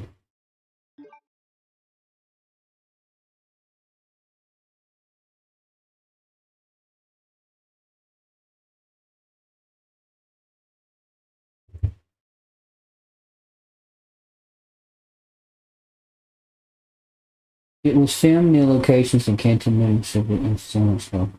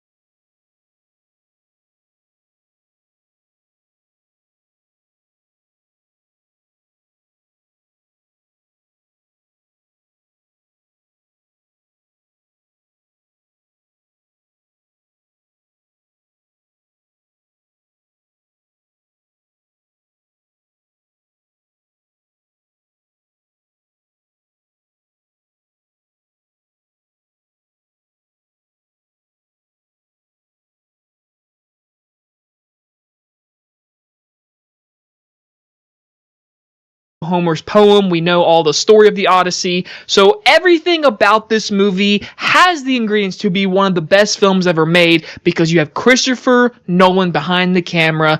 And in my 26 years of life, I'm not kidding, this movie might just be the most epic movie I have ever seen in a movie theater ever. Let us begin with the positives, and there is so much to talk about. I mean, this whole video should be a very positive-filled review, but the one thing I have to talk about is Ludwig Göransson's score in this movie. It is incredible. The man's about to win the 4th straight Oscar in a row for his music, and it is beautiful. I truly think he has put his name in some of the greats right now, and I think Ludwig gives... I mean, Sinners was a great score, but this might even be better than anything he's ever done. Like, the score to this movie, it's utterly beautiful and epic in every sense of the word that means good is Ludwig's score in this movie. I absolutely love the music in this movie. Getting into the filmmaking aspect of this movie, I mean, the laundry list of just positives is just there. I think every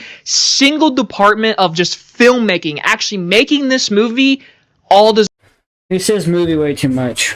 Deserve honors, because seriously, this is one of those movies where the filmmaking achievement is out of this world. This is one of those movies where I truly believe in film history. It will go down in history on its filmmaking aspects.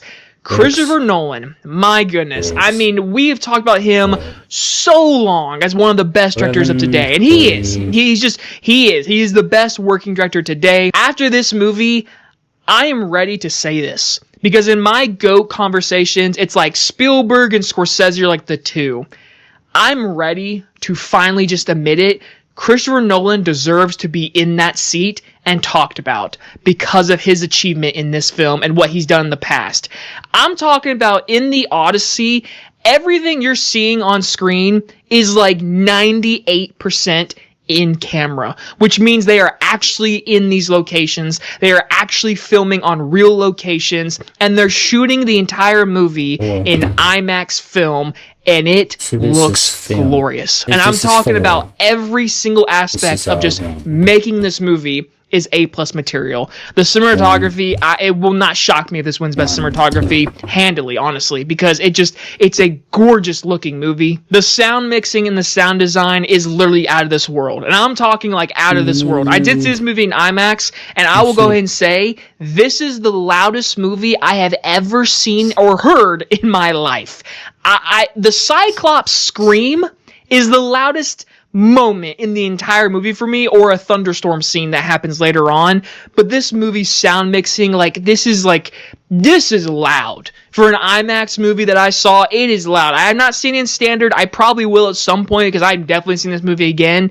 But the IMAX experience, any type of premium format you can see this movie in, you need to do it, because Christopher Nolan is literally making a movie that is meant to be seen in a theater, and the experience of this epic story being told in his perspective, no one could have done it better, in my opinion. Christopher Nolan, I could honestly sit here and say this might be his greatest achievement in filmmaking, because he truly puts every type of aspect into costuming, sound, lighting, acting, storytelling. Everything you want in filmmaking of this movie is A+ material. The cast is actually ridiculous. There are so many famous people in this movie, and there's a lot of people who are in this movie for literally 2 minutes or less, even seconds in this movie. And when you get the chance to work with Christopher Nolan, you just say yes. It doesn't matter if you have one line, you're gonna be in a Christopher Nolan movie. And so the only big actors I can really talk about, with so many,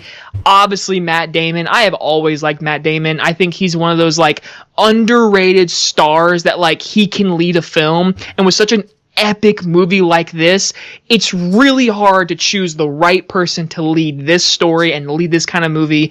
And I feel like Matt Damon was perfect. I think he's probably going to get nominated for Best Actor for this movie. I think he carries this movie on his back because it is his story, and the movie is following through his eyes mostly. And I have to say, Matt Damon carried the movie. There are so many supporting performances, but if I had to say, which one's going to get nominated for an Oscar, I would probably have to say Anne Hathaway is the top of the list for supporting, because she is extremely good in this movie. I feel like every scene she's in, she brings like the heart of this movie because obviously she is the wife of Matt Damon in this movie. And in the story of him coming home, what's happening at home involves her, Robert Pattinson, and Tom Holland, and her actual story arc is the most intriguing to me. I feel like Anne Hathaway probably will get nominated for an Oscar for this movie, and she deserves it because in all of these supporting performances, I feel like she's the one that will probably be walking away with the nomination. Then you have Robert Pattinson, who is our antagonist in this movie, and he is a slithering worm in this movie. I love Robert Pattinson. He is such a great actor, and he is so good in this movie. He is so like evil that you love to watch him, is how good he is. Tom Holland, obviously we're about to see him in Spider-Man, but he is also very good in this movie. I don't think he's Oscar worthy, but I think Tom Holland has really proven that he's not just Spider-Man, and this movie does a great example of showing how good of an actor he is. You also have his wife in this movie, Zendaya, who's only in the movie for a couple minutes, but she plays a very key part in this movie. She's very good. You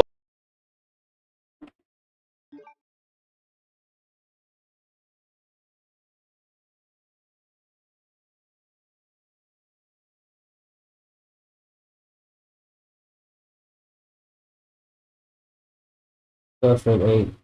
Perfect.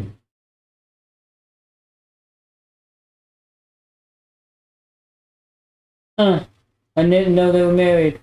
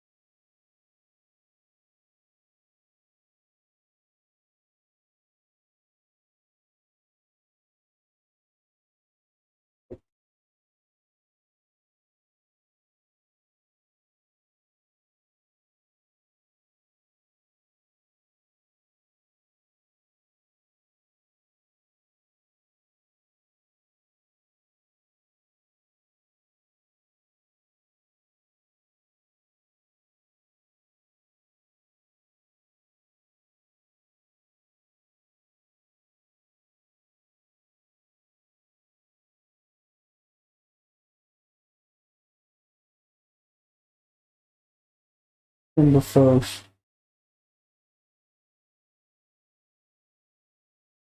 June.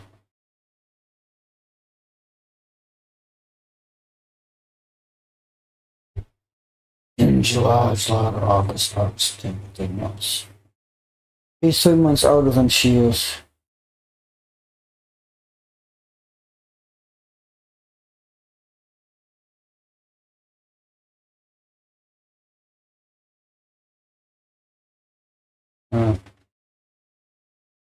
Perfect.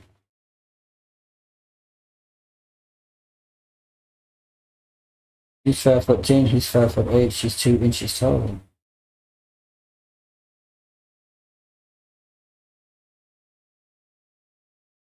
Huh.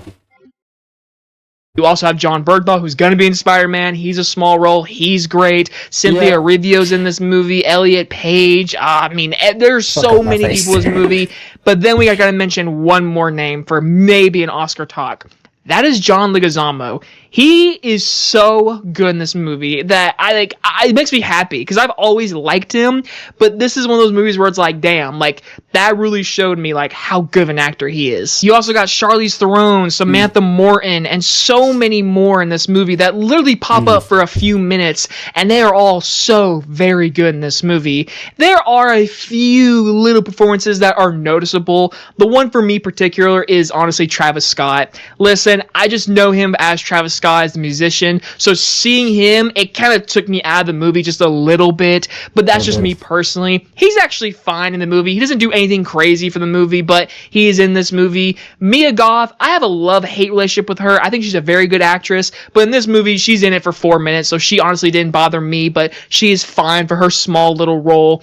And like I said, the entire cast is just filled with supporting performances that honestly could be talked about for Oscars, but I do feel like when you look at this movie, it's like Matt Damon and Anne Hathaway are like the two that I feel very confident will get the talk. So for all of the cast in this movie, I have to give a big round of applause because you got the word Christopher Nolan. Now, getting more into my mixed aspects, I will say honestly, this is an epic movie. This is a movie that the positive outrides any type of negative because the true experience of this movie is something I will never forget. Honestly, watching this in the theater today was an experience that I felt as a young filmmaker that was inspiring as hell. Like, I truly walk away from this movie looking at just how filmmaking is made in today's society, seeing how Nolan made this movie as classical as he could with actual film from IMAX. Like, that is stuff that I want to learn to do one day, something I inspire even to be.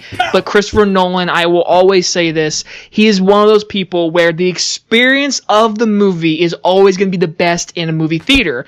So my only mixed aspect is I don't know how this movie is going to translate at home. I'm going to watch this movie again at home one day on 4K for sure. But I do have to say, if you're going to go see this movie for the first time, you have to see this in a movie theater. And I feel like most of his movies are movie theater quality movies. So for the story of the Odyssey to be his next film, that's a perfect time to go see this in IMAX, in Dolby, in just theaters. Like, this is a movie theater movie. So my only mixed aspect is I don't know when this movie one day comes to 4K how it's going to translate because the experience of this movie is literally out of this world for me personally. And now getting into my negatives, and I only have one thing to say, and that is the first 15 minutes of this movie, because the movie really does start like saying, hey audience, you know what characters are in this movie, you know the story, so here you go. They just plant you right into this movie, and I have to admit, for the first 15-20 minutes, I am ultra focused, like, alright, you're this character, this is you, and then I forgot that the original Odyssey story is told out of order, and the movie is as well, which I've never been a big fan of that kind of storytelling, but for this movie, it really does work because of the classic tale of how it's told through the storytelling of the characters and the different perspectives. So I will say, for a 3-hour movie, you do need to focus. It's not a movie where if you get up and leave for probably 5 minutes, you're probably going to miss some type of transition into how the story is being told from that perspective. And again, that is for a lot of people. For me personally, I never got up once. I don't get up during movies. But for this movie, I was literally focused on like, okay, this story's here because the Battle of Troy happens throughout the entire movie. And so you're figuring out what is told in the order. But I can say this, the second viewing will probably be easier for me. Overall, I'm here to tell you the Odyssey is an epic film. There is no other word I can use except epic. This is Christopher Nolan's best movie possibly. I mean, I've only seen it one time, but the filmmaking achievement in this movie is seriously something that I want to study every aspect. This is a movie that the filmmaking aspect of what film can do in storytelling, entertainment, and touch you as a person while watching a movie. This is movie watching. This is what you go to the movies for. These great performers did an amazing job. And the last thing I want to say is all the controversy that's going around. If you don't want to see this movie because of all the white casting in the movie, you do not have to see this movie. I will say for 100 years, that has always been a discussion. It's a true discussion to have, but I have to say, for what Nolan is doing here, I think it really does override everything into where if you want to see one of the most epic stories told on the big screen from one of the greatest filmmakers to ever be in film history, this is the time to go to the movies and see this movie. I'm going to give The Odyssey an A+. I'm telling you, this is one of those achievements in filmmaking and film history that this movie is going to go down on. I truly will say that. This is a movie that I can see for decades people watching and admiring and learning off of. I'm for sure I'm going to do that because it's just a glorious made movie. It really is. And I was into this movie for all 3 hours of it. And I have to say, like, Christopher Nolan, like, make a horror movie. Like, honestly, after watching this movie, there are multiple scenes in this movie where I'm like, this is a horror movie. This is straight up a horror movie. The Cyclops scene, horror movie. The thunderstorm in the dark scene, horror scene. Christopher Nolan, do a horror movie, please. Thank you. Anyway, guys, do this movie review. I'll see you guys on the next one. Bye, everybody. Just got back from the Odyssey. The question, is it any good? You don't have to say it like that, bro. Damn. Like you're trying to impress us? Good. The answer, yeah. I'd say it's very good. I don't think it's a masterpiece. I don't think it's Nolan's best film. But it was significantly better than I was expecting, that's for sure. And to pick apart the layers of that onion real quick, I was pretty vocal about how Nolan is one of my favorite directors, but this one was looking like a bit of a miss for me because all the trailers seem to focus on just the heavy-hitting names. Look at this A-lister, and I bet you didn't expect, look at this A-lister, and wait a minute, we're going to subvert your expectations, we got another A-lister over here, and then you thought we didn't have more A-listers up our sleeves? Yes, we do, more A-listers. So, like, the trailers to me felt like it was really relying on just star power, which made me feel like it would just be kind of flat and hollow. I don't like when things just rely on the big draw, the big names for it. I would always like more meat on the bones than that. And I'm happy to report after seeing it, it does not use them as like a crutch to carry a boring or uninspired movie. And many of those large names don't play a big role in the film at all. They were given like, I wouldn't say cameos because they're like, they're characters that you'll know by name if you're familiar with the source material, but they don't have many lines or much screen time. For example, like, we're going to get into spoilers. This is your big spoiler warning. Zendaya. Zendaya, I think, has probably less than 10 lines and maybe like 8 total scenes, all of which are like really quick, where she is always sharing the screen with Odysseus, Matt Damon. So Zendaya, while used as like a big name draw to get asses in seats, is not a big presence in this film. Like, her character is Athena, obviously a very important character, but this film doesn't like focus on that or anything, so her role here wasn't huge. And that's true for so many of these characters, like, example, Travis Scott, which was the most eye-opening casting decision to me. Travis Scott actually only has 2 scenes, yet was prominently featured in the marketing material, so leading people like myself to believe that Travis Scott had like a big role in the film, which he does not. Again, like, this is true for so many characters and so many of the big names here. Elliot Page has maybe 4 scenes total. Like, the list. So when you look at the cast on IMDb,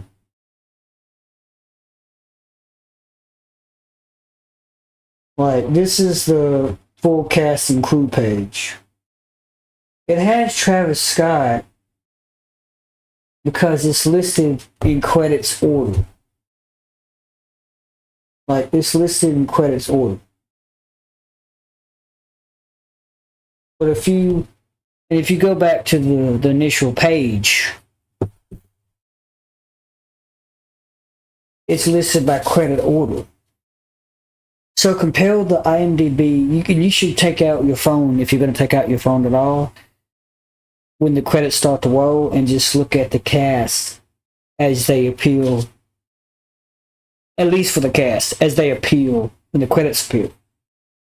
Just Travis Scott, Matt Damon, Robert Pattinson, Corey Hawkins, Travis Scott, Matt Damon, Robert Pattinson, Corey Hawkins, Gerald Morris, Nico Winter. Let me get it.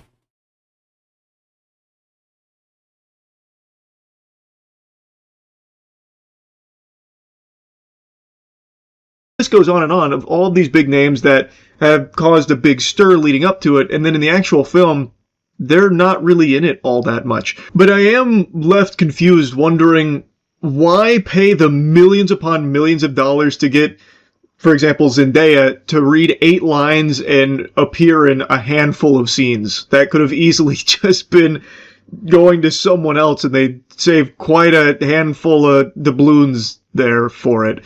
But I think the answer is pretty obvious. It's Nolan. Any actor in the fucking world will do backflips for him if he asked. So he could get them, and it helps put asses in seats with these big draws. Like, I get it.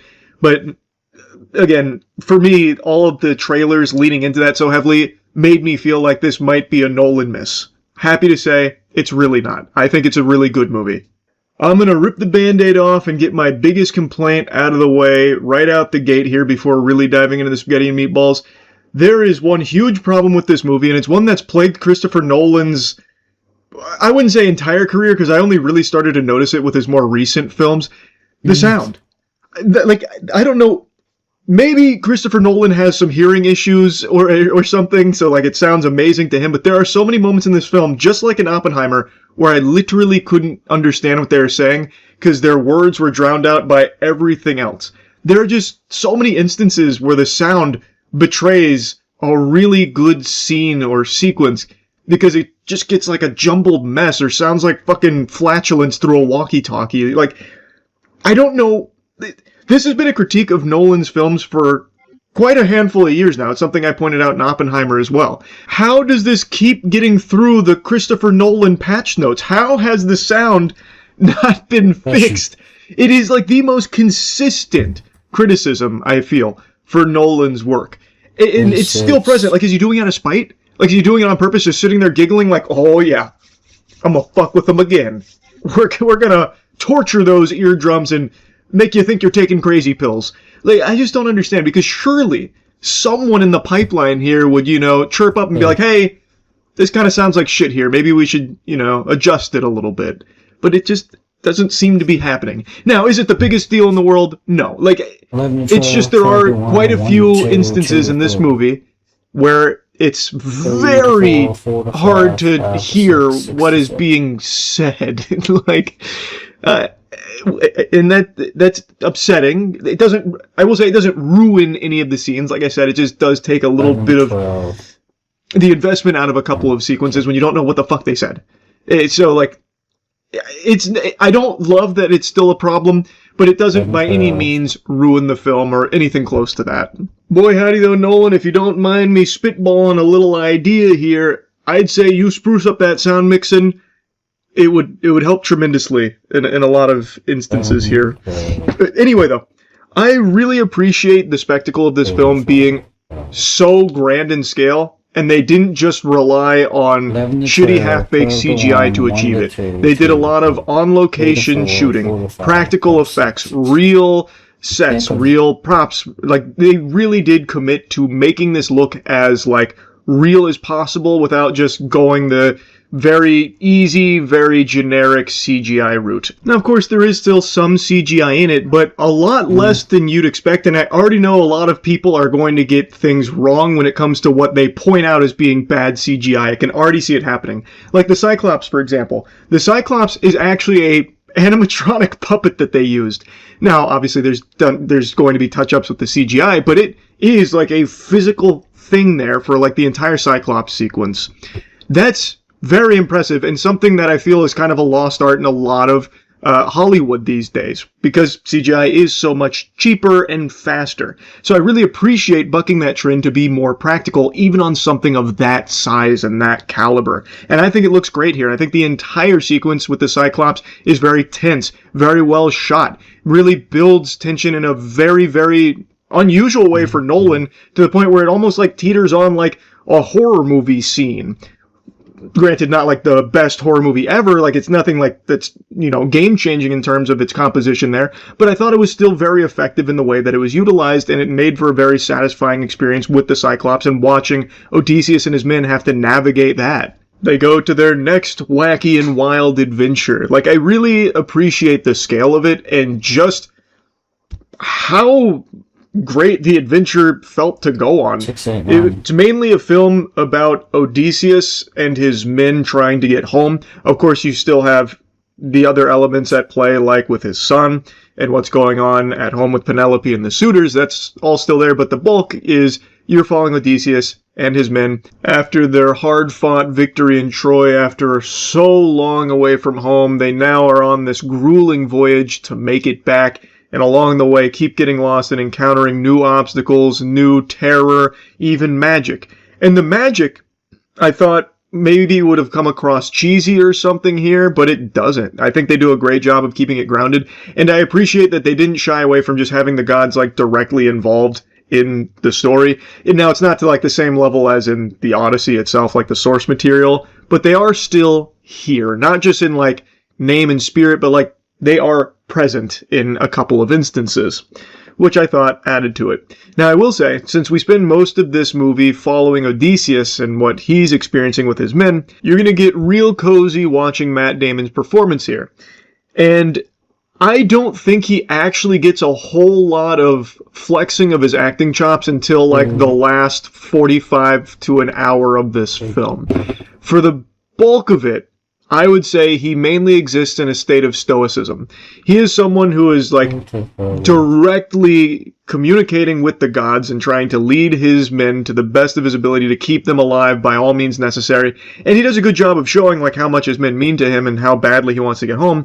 But for the most part, he doesn't really have a whole lot of like big acting demands. There's a lot of action, which is great, like the battle in Troy, like after the Trojan horse, as well as some of the other encounters that they go through. Like, it's a lot of action that he experiences, and then just trying to keep the crew alive. And in doing so, there's just not a whole lot of, you know, demand for an extraordinary performance from him. I would actually say his crew had like a lot more to showcase in that regard. And that's not like, you know, a point against Matt Damon or anything, because I think that's kind of what they were going for. Because it's really, we are following this journey through his eyes. It's not so much like analyzing Odysseus as much as it is just trying to watch him get him and all of his men home.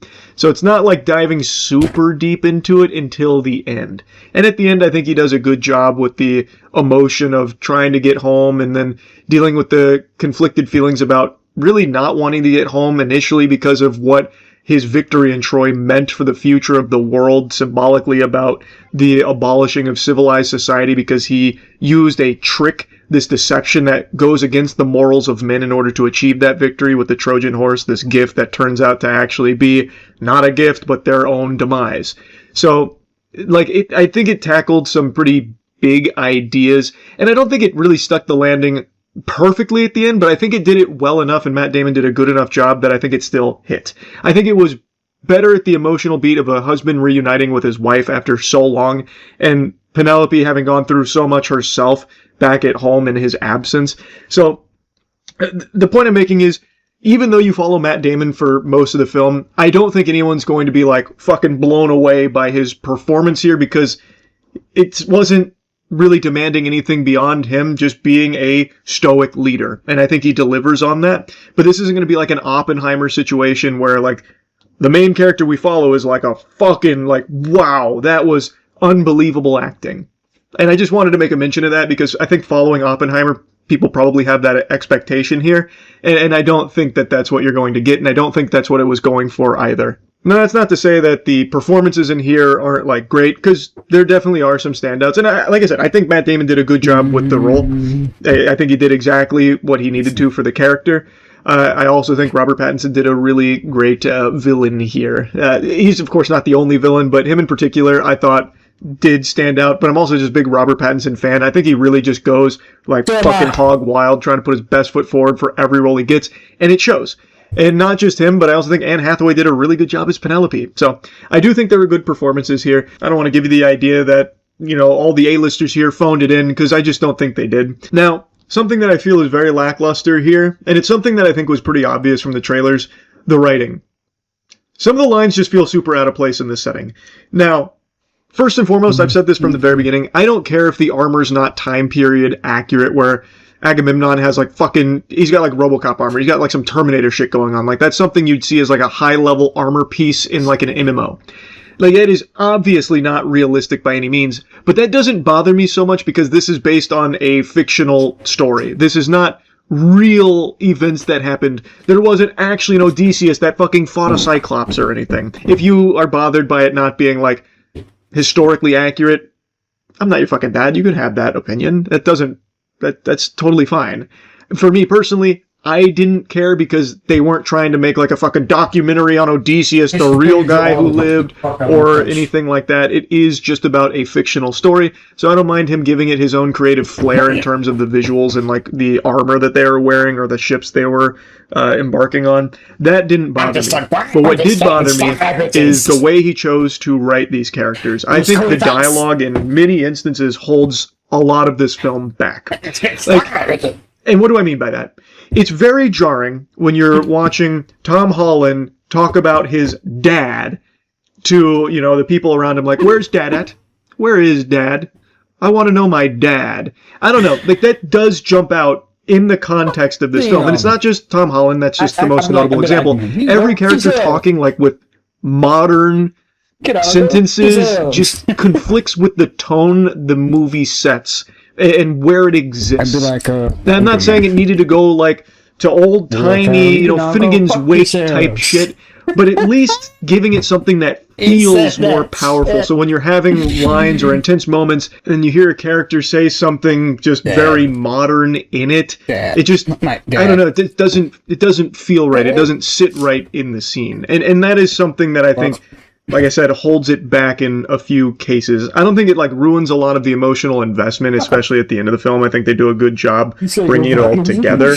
But yeah, I think a lot of this would have been improved if they didn't marry themselves to just, we're doing modern English in this time period. Fuck it. I just think it would have hit harder because a lot of the lines in here and some of the dialogue I just don't think works super well. And it's because of that jarring juxtaposition of the time period and what we're watching and what we know from the Odyssey versus what we're hearing with the lines. Now, another thing I want to make a mention of is the action, because I think the action in this film is done really well. And I think there's a good amount of action. About as much as I would have expected for an adaptation of the Odyssey. A lot of this is spent in more of a dramatic exploration of this journey with the Odysseus and his men, as well as like what's going on at home with the suitors. But like there is still action. It doesn't matter. And I do think when it's there, it's done like saying well. But the book I saw in some of the interviews, they really they were blowing a lot of smoke up people's ass about the size of the battles and such. So, like, I think it was Matt Damon talking about like if you see 1,000 people on screen, that means there was really 1,000 people there. But there's no battles like that in this film. Like, there's nothing to that level. Like when they're in Troy, you know, brutalizing the people of Troy. Like there's a lot of people there, but it's maybe like still BC. 20 at most on screen at any given time throughout all of the action sequences here. The biggest action sequence is like when they go to one of the islands and they encounter that man-eating giant race that's decked out in fucking what looks to be crystal armor from RuneScape. That is by far the biggest scale of an encounter, a skirmish. And even then, I think it doesn't get more than like probably like 30 to 50, somewhere in that ballpark. And that's also where that trailer scene that everyone picked apart where Matt Damon says, "Let's go," comes from. In the context there, he's not giving like a rallying charge, "Let's go," or anything like that. He's telling his men, "We gotta get the fuck out of here and get to the ship." They're running away from the man-eating giants. There's something, and that's the biggest fight. I think it's a great fight. Like I genuinely think they did a great job showing that battle and just how outmatched, outnumbered, and outclassed they were. But I think with the interviews, they maybe got a little too lost in the sauce with how big those kind of things were, because on screen, maybe it was different in person, but on screen, it's definitely not 1,000, it's probably not 100 either. It is still big, but not to that level. So I wanted to just set the record straight on that. But yeah, I'll stop blabbering about it for too much longer here. Overall, I think it's a very good film that is held back by a handful of things that prevent it from being a great masterpiece tier movie. There's a lot to like about it, and I know that this movie's already cemented itself in the online internet discourse, the drama. People have already made their minds up to hate it for a variety of reasons, but That's entirely up to you. You're welcome to do that. Avatar. I didn't fucking make the movie. I don't care if you see it or not. I think the movie is good. And it does what a lot of people say they want in movies more often, something that people are constantly mentioning when it comes to, like, Hollywood blockbusters. It goes for practical effects. It goes for real on-location filming, which is a very old school way of delivering big spectacle films that just feels lost in the modern day and age. So that was a breath of fresh air that they were willing to do these big puppets like the Cyclops or the ships. Even if you don't like the ships not fitting into the actual historically accurate period, the fact that they're willing to do like the ships, the physical location, and doing so much practically, I think is just admirable, and I think it looks great in the film. And it's something that this industry desperately needs more of instead of just endless fucking CGI slop fest garbage. So, yeah, anyway, that's really about it. So, yeah. Hey everyone, I just saw the Odyssey. You just saw the Odyssey. Okay, let's see. In the theater, and I left feeling kind of like I just watched a piece of literature play out in laser light on the screen. Have you ever had one of those completely unexpected experiences? Not really. Because of all the things that I expected this movie to do, that was not one of them. Christopher Nolan. People have got to stop with the expectations, man. Just stop expecting shit at this point. Keep them low. Lower your expectations or just don't have it. Nolan's The Odyssey is, as you would expect, an epic adaptation of Homer's nearly 2,700-year-old poem. It follows Odysseus after the Trojan War as he struggles to find his way home while confronting gods and monsters and impossible choices and the consequences of everything that happened at Troy. Meanwhile, Penelope and Telemachus fight to preserve their family and kingdom during his 20-year absence. What surprised me most about this film is that Christopher Nolan made me want to read The Odyssey again. That made me profoundly aware of how important and rare it is to have a timeless piece of literature that can survive for millennia, while so many other stories fade and collapse into dust over time. And here we are, 2,700 years later, and the story of Odysseus feels as relevant today as I can imagine it did for Greeks sitting around an ancient campfire, paying honor to their heroes and to their gods. Christopher Nolan reminded me that when a great filmmaker partners with one of history's greatest storytellers, an ancient story like the Odyssey, it can become a memory transformed. A great filmmaker partners with one of history's greatest storytellers, an ancient story. Christopher Nolan did not partner with Homer. Homer's dead. Story like the Odyssey, it can become a memory transformed into this living experience that feels like visual literature on the screen. It reminded me that cinema can sometimes do more than entertain us in the hands of someone who truly understands both the art and technology that brings filmmaking to life. An ancient story can speak across generations in entirely new ways. The question is, how did Christopher Nolan do it? And is this film for you? As we get into it, please consider giving this video a thumbs up and subscribe for more. So here's the thing. Every generation inherits stories. Most of them disappear. Some remain popular for a while before fading into history. Then there are these precious few that become pillars of world literature itself. That's what we're dealing with here. The story will always be intimately Greek in nature, but labeling it just as a Greek epic poem is so narrow that it undersells the enormity of what Homer actually accomplished. Homer wasn't simply telling a story about one man's journey home after war.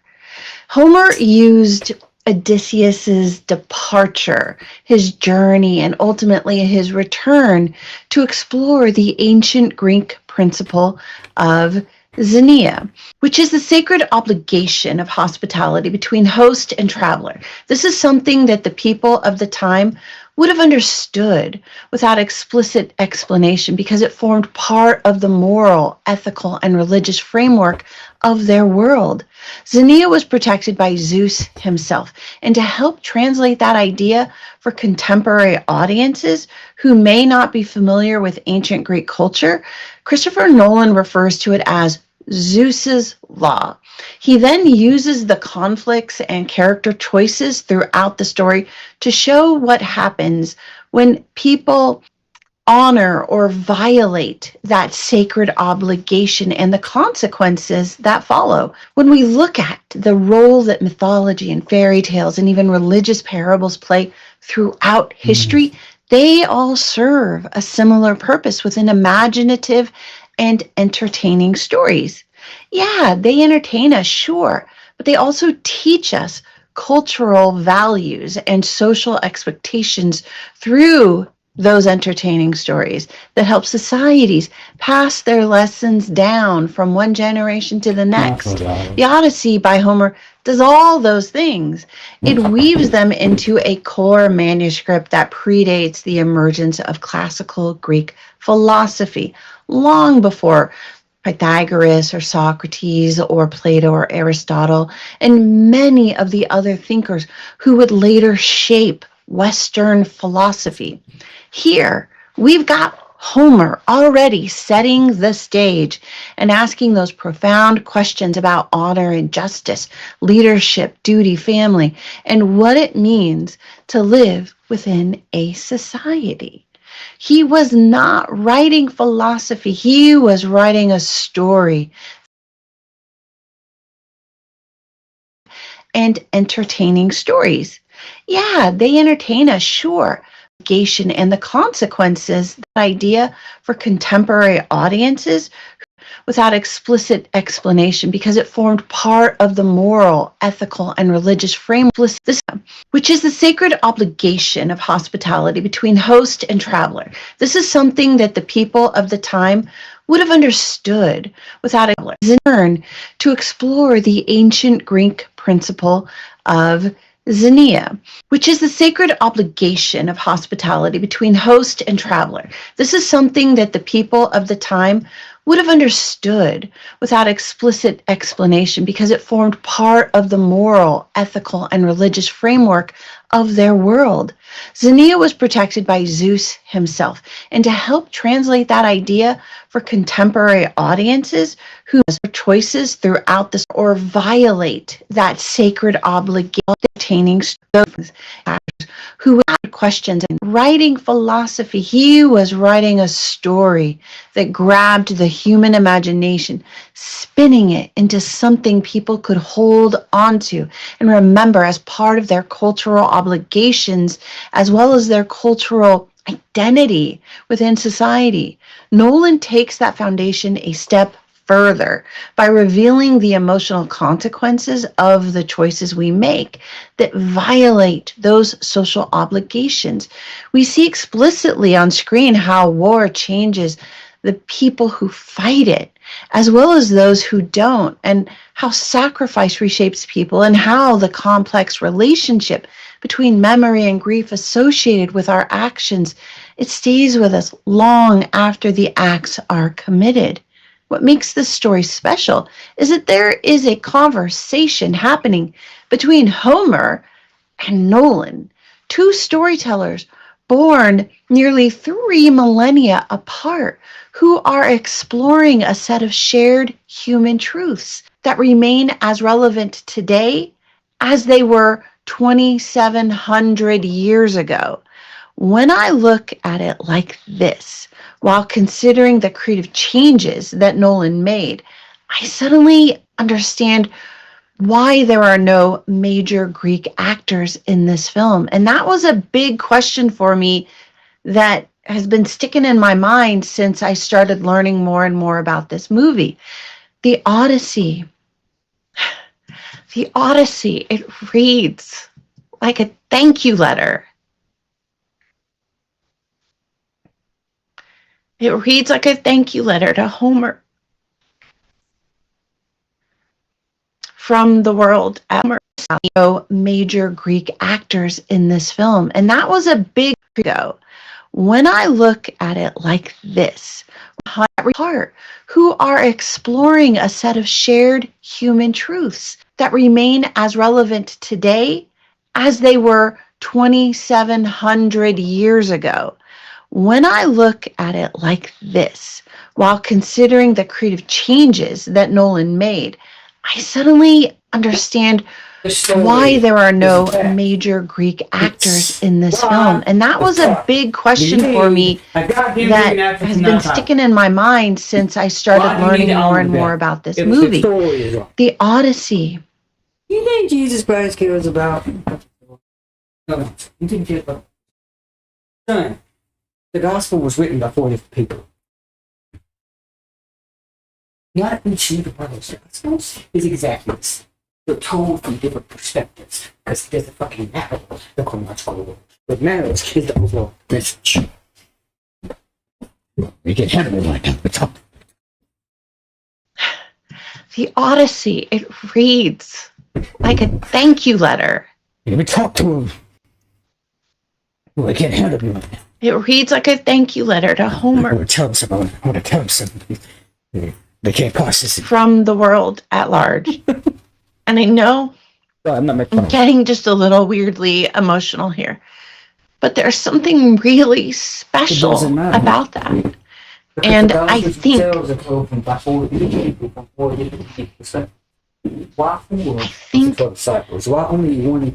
that explains why there is this obvious absence of Greek actors and the inclusion of those folks this is the question in this story, and why there are people from all around the globe, except for Greece, because you don't write a thank you letter to yourself. You write it to the person or the people that you're thankful to. This film acts like a visual bow to Greece and to Homer himself, like the offering that one would leave at the foot of a great man or the civilization that gave birth to the foundation of Western thought. Okay, now, you spent a few minutes talking about Homer, Greek mythology, and why this story has survived for nearly 2,700 years. I know I get emotional at stories and things like this that feel super special and meaningful, especially when it comes to humanity over such a period of time. You just answered the question. I'm a soft touch. I know. But it's timeless. Honestly, none of that matters very much if the movie doesn't work for you. So that brings us back to the answer that I know that you're all here for. Is Christopher Nolan's 3-hour movie actually worth your time and money? For me, the answer is obviously yes, but I don't think it's for everybody, and here's why. The first thing that you need to know is that this doesn't feel like a modern Hollywood epic wearing ancient Greek clothing. It feels like Christopher Nolan made a conscious decision to meet Homer where Homer lived, rather than dragging Homer into the 21st century with us. But he also told this story in such a way that if Homer were in the theater watching the film, he would see how the world, not just Western society, has embraced and honored the human truths that he revealed in a way that is easy for 21st century people to understand, while still trusting the audience to make similar logical leaps that Homer's own audience would have made. There were several moments where Nolan didn't seem interested in explaining every relationship, every political alliance, every piece of mythology that went through the story. If he did, it would have deepened some of the character arcs, but he relied upon general human knowledge of myth that went through the story. If he every piece of myth made. There were several moments where Nolan didn't seem interested in explaining every relationship, every political alliance. Maybe because he listened to his mom. Why is it that science, every piece of mythology that went through the story? If he did, it would have deepened some of the character arcs, but he relied upon general human knowledge of myth to fill in those gaps. Plus, I think Nolan kind of expects us to pay attention and do some of the work that he doesn't actually explain, like what Hades is, who Hades is, who Zeus is, why human sacrifice is wrong. This is the basic set of shared knowledge and shared cultural knowledge that he assumes we all have when choosing to watch this movie. If that sounds frustrating, I completely understand. No, I'm gonna go it play will Assassin's likely be Creed, why some people bounce off this film, other than the 3-hour runtime. Personally, I found it refreshing because it reminded me of what it feels like to discover a story instead of having every answer handed to me. Matt Damon gives one of the most restrained performances that I've seen from him in years. He never plays Odysseus as an invincible legend or action hero. Instead, he lets us see a man, a husband, and a father who's carrying these you see scars, this emotional weight of the choices that he has made and the war he has survived, not to mention the sacrifices that his survival actually required. That restraint is important because it allows the other storylines with Penelope and Telemachus to carry just as much emotional weight as his encounters with the monsters and the gods and all those impossible trials. The supporting cast follows that same philosophy, but you know what? Nobody feels as though they're competing to become the biggest personality on screen. However, I've got to say that Robert Pattinson as the suitor Antinous walks away with nearly every scene he's in because he understands exactly what the character contributes to the larger story. He's the counterweight that creates the dramatic imbalance that gives Odysseus' return its greater meaning. Throughout the story, it feels as though the same thread of fate has been pulled by both men in the same inevitable time to bring them to this moment. Pattinson's charisma is unsettling because you'll want to like him. But you can't. He feels steady and reliable, but you sense that the calculation behind every word and look is for someone that you just can't trust. This all translates into storytelling conveyed through craft, not dialogue. And I think this could be his finest performance. Visually, this is Christopher Nolan at the height of his craft. The scale is breathtaking, but what impressed me even more was his discipline. He knows when to let the world naturally overwhelm you, and he knows when to reel it back and focus on a single conversation or expression that can carry an entire scene. These moments were the ones that stayed with me after I left the theater. An image, a look, a word. They accumulated into a larger memory of the film that kind of caused an unexpected gratitude from me for Greek culture, both past and present, and I would even say future as well. The pacing is where I found the most frustration here. I made a joke to a friend that the first 2 hours started to feel like the 20 years Odysseus spent away from home, and the final hour made up for it all. This is a 3-hour film, and boy, does it feel like one at certain points. Not because it's slow, but because it is long and it refuses to rush.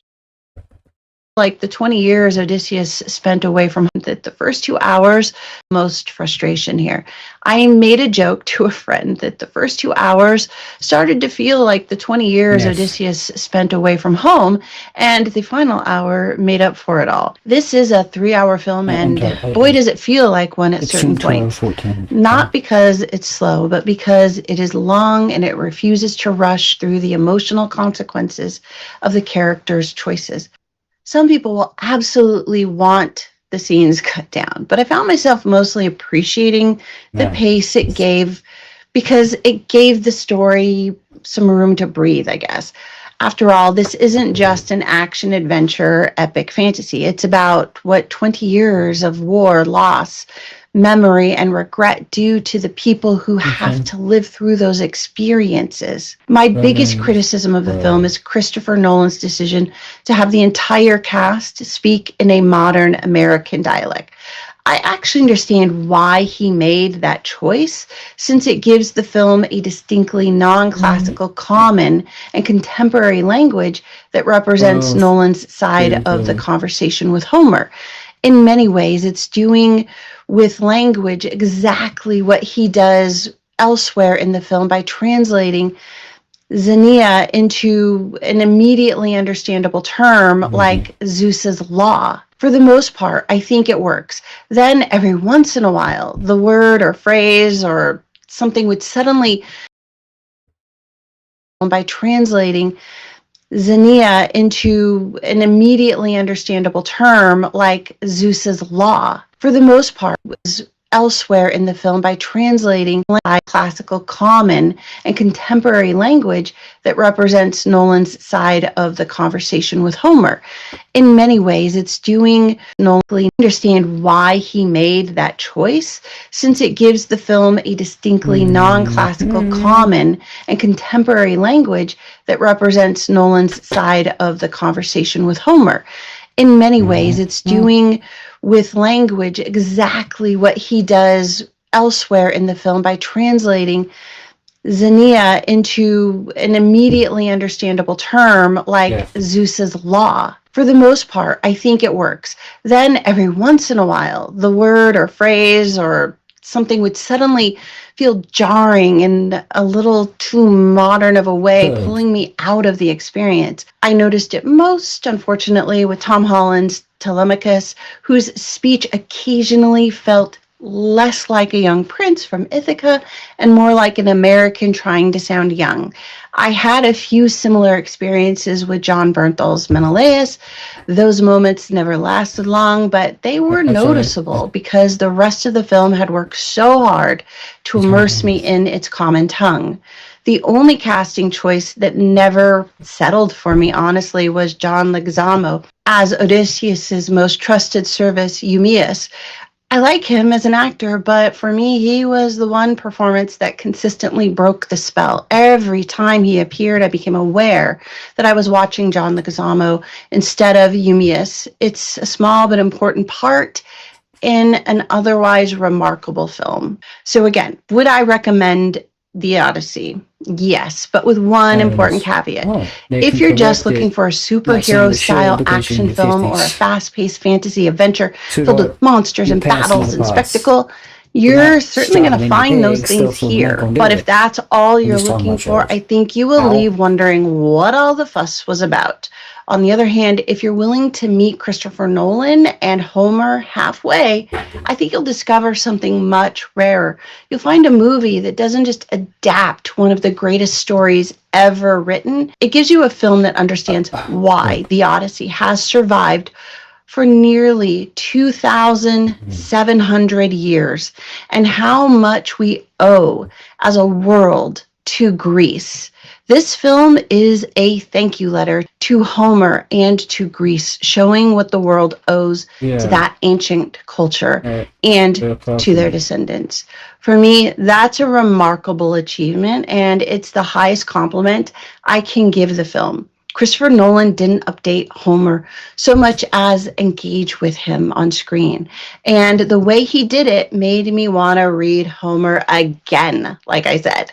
So what do you think? Have you seen The Odyssey by Nolan and Homer? Because I think Homer is on every page and in every frame of this film. So I'm giving them equal billing here.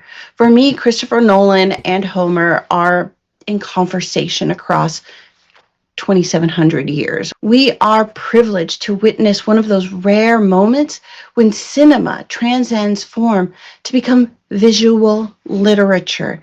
If you enjoyed this review, please do give it a thumbs up and subscribe to the channel, and let me know your thoughts in the comments below.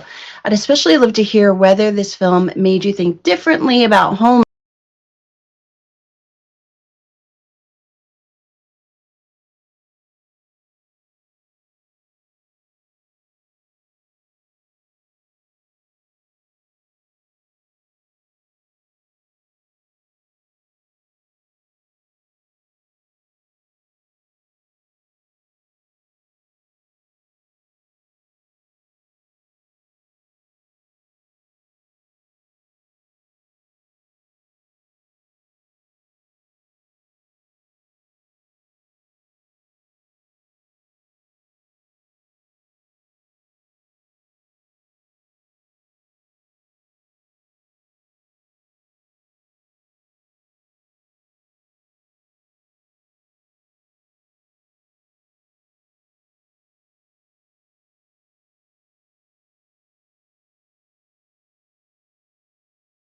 Wanna be nice.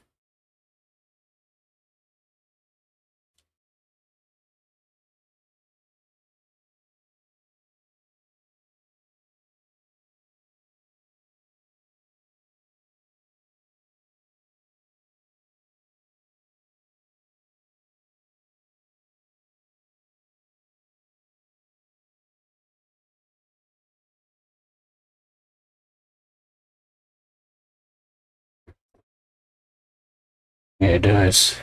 That takes forever, man, because you got a lot of work with it to do, man. Little mods, yeah, but you'd have to do a bunch of, and you'd probably pick up your game. Make a copy of it. You know, my teacher taught me how to type. He said, Michael, you can never say too much. You can't really say the idea. Technically.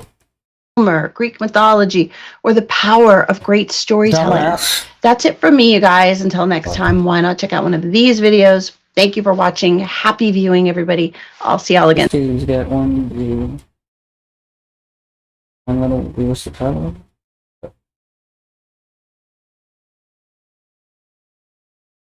Oh.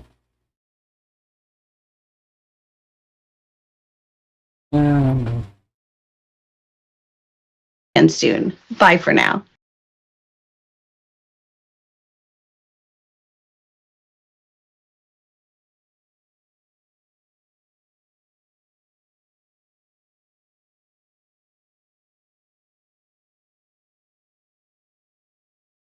Mm-hmm.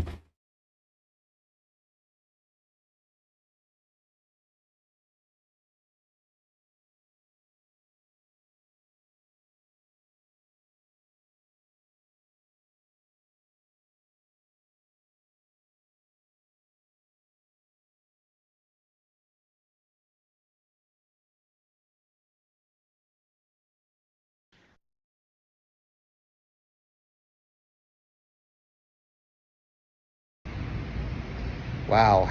Boy, this is the first time in a while that I have walked out of a movie and have been utterly blown away, gobsmacked, and prepared to sing the highest possible praises here. Just came out of the theater after having seen Christopher Nolan's new film, The Odyssey, so as per usual, I just wanted to drop a video and kind of talk about my thoughts and reaction to this particular movie. Now, I'm a massive Nolan fan. I like him because he's one of those filmmakers that you can't really pigeonhole him into any one type of genre. Every film that he does is different than the last, yet he has this kind of visual style to him that you can look at stills or you can watch clips on YouTube, and you can look at this and say, okay, this is definitely one of his films. I mean, even in the Dark Knight trilogy, which basically reinvented the superhero genre, each movie in that series is drastically different than the other, yet continues the story in the universe. And it's just, those are really well-made films. The only movie of his that I didn't particularly care for was Interstellar. I saw that when that came out, and it felt like that movie just went on forever. I mean, it was technically well-made, and I think that there were good performances within, but gosh, as hard as I tried and as much as I loved Nolan, I just could not get into that one at all. So, he comes to this one, which is his first attempt at making a sword and sandals movie. And those types of movies are like westerns to me. They have to be made by a filmmaker that really understands how they work, understands how to make them in ways that people that like these type of movies can really appreciate it, and they can also bring in film fans that have never seen this style before. Up till now, the only filmmaker I felt that could really do these was Ridley Scott. Nolan is definitely another one that knows how. From the production values to the performances, the massive scale. I mean, this is a movie that you absolutely positively have to catch on the big screen. And surprisingly, it's actually a really practical heavy movie, which you hardly ever see nowadays. Nowadays, it's all about CGI, and unfortunately, AI is starting to come in quite a bit as well. But there's a moment in the movie involving a Cyclops, and it looks like they actually built like a big practical animatronic and slash puppet. And it's the first time, I think, since the original Jurassic Park where the design and the detail and the shots, I mean, it feels like something that you can just reach through the screen and touch. Just masterfully done. I will say, though, if you do decide to go see this, be prepared to sit in the theater a long time. This thing ran 3 hours long. But it was one of those 3-hour movies that really was well-paced, well-directed, so the time went by pretty fast. But, yes, I definitely recommend that you guys go to see this.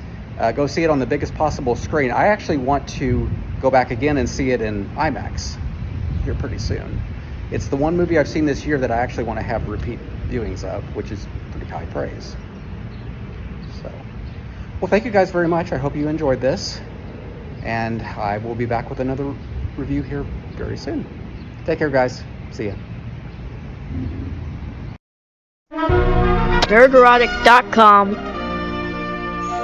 We're going to bring in three of our regular guests, actually, to talk about a lot of the more negative reaction to the Odyssey movie is being driven in part by the movie fan community on YouTube, which is very vociferous. So we're going to bring in two of the biggest names in that space, Will Jordan, aka the Critical Drinker, and Gary Bigler, who's the Nerdrotic, of course, Critical Drinker.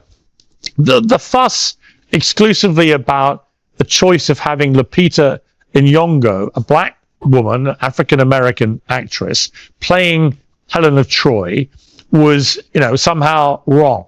That because mythology has her, even though she's not a real person, has her as a white woman, this shouldn't have been the case. What is your view? Yeah, I mean, it's worth keeping in mind that something like the Odyssey is this This dude's got a repeat college show. epic fantasy story, but it's fantasy grounded in the real world. It's set within a very specific geographical location and time, and like any geographical location and time, it has demographics of people that are believable in that time and people who are not. And the best way to contextualize this kind of decision is, say you had a movie set in pre-colonial Africa and one of the tribal leaders was a random white guy, and none of the other characters thought that that was even remotely strange. No one reacted to it and there was no explanation for it. That's kind of the similar situation to what you have with the Odyssey. It doesn't really make sense contextually, and I think that's what people are reacting to. And this is coming off the back of a period within Hollywood movie making where there has been a lot of rather bizarre race swaps of characters. I mean, if you go back to, things like we produced over here in the UK, we've had... Now, there's more black actors in this entire film than just that. It's Travis Scott, of course, but I'm talking about in the background, like, I saw some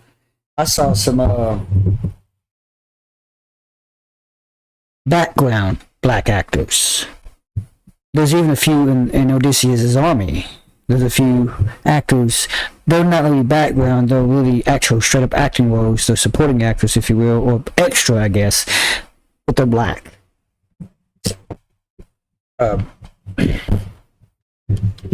Peter's not the only one, obviously. Had an Asian Sir Isaac Newton. We've had a black Anne Boleyn. These are real historical characters, but we're now supposed to pretend that they're a completely different race, and it doesn't make sense. Right, Mark Lamont Hill, I saw you smirking with derision there, I think I'm right in identifying the nature of the smirk. But if I said to you, look, I'm going to be starring as Othello next week in a massive Broadway version of Shakespeare's great play, would you feel that would be appropriate, given I'm a white guy?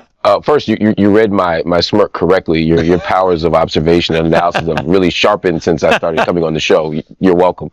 I think for me the question is always, is it historically accurate? Yes, but also what's the genre?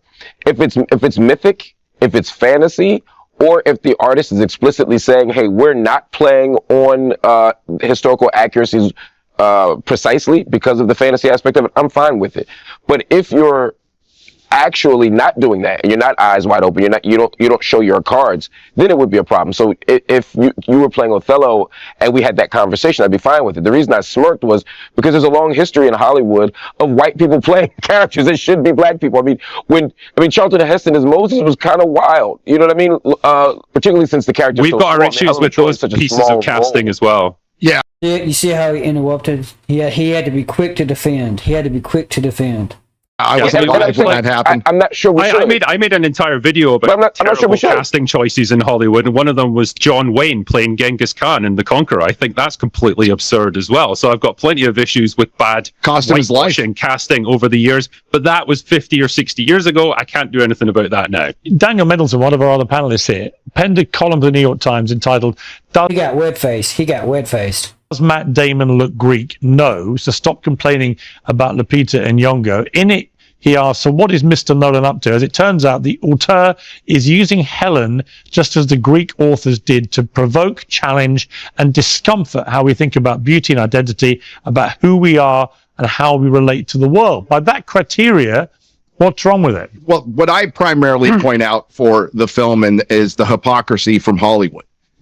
If you're trying to be provocative, then you're being subversive. You're just coming out and saying, yes, we're being subversive, we're being provocative with this casting. So it's not the best person for the role, and it's not for authenticity. We're trying to challenge traditional beliefs. Well, that's something Christopher Nolan doesn't usually do. This is a game he doesn't usually play. And let's not forget that these beliefs, these quote unquote values of diversity and inclusion are baked into the awards rules. So they're baked into the company's rules and the awards rules. And we just had a film that completely flopped, Moana, the live action remake that was, touting how authentic it was to that culture. Well, that's just a fantasy. Why does it matter? And my argument is, if it doesn't matter, then why change it? It's the motivation behind the change that people sense. And it also is a red flag for how we're going to treat the source. If it's fiction, yeah, because...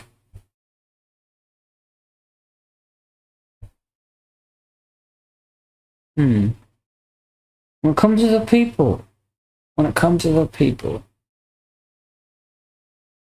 get what you're saying, because the movie Moana is based in Hawaii, right? So you got a bunch of different. If you would have had white people cast as Hawaiian people, because Moana, the setting takes place before the setting of Lilo and Stitch, and Lilo and Stitch would be more modern. And I'm not talking about the days they were produced. I'm talking about specifically with the setting within the movie. Moana would be centuries, if not decades, before the setting of Lilo and Stitch, because they're both Hawaiian settings. They're both based in Hawaii, on Hawaii, I guess. In Hawaii, on Hawaii. Everything's an island if you think about it, but Moana being like more old school Hawaiian, if you would have white people dressed as the Hawaiians, it would have been a problem. Even though it's a work of fiction, it's still a problem because it's rooted within the grounds of reality, of oath, on oath. And so that does make sense from that standpoint. And same thing with Lilo and Stitch, because it's they're indigenous to the country, to the culture. So that does make sense. But honestly, within something like the Odyssey, the characters are white. Kind of difficult to tell the difference between a Greek and a woman and a British, an Irish, a Welsh. The only real difference is obviously the accent. But I don't do Greek people look different? Greek.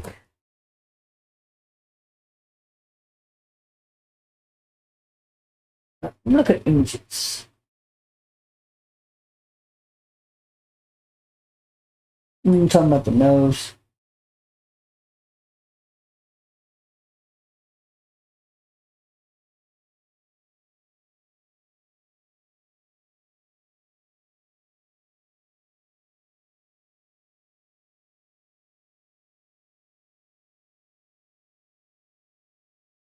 They might look slightly different. I think they have a mixed race, actually.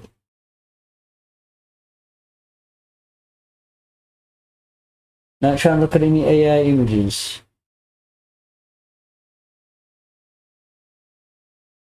Are Greek people white? All. Greek people are generally considered white in the context of modern demographics. Government consensus like the US, Canada, and UK classify Greeks as white because they are of European descent. Just like the Romans, just like the Irish, just like the Scottish, just like the Russians, just like the British. Like I said that twice. Just like, I'm trying to do accents, obviously. Not like the Africans, who are different. Not like the Chinese. Okay, I can't quite do it.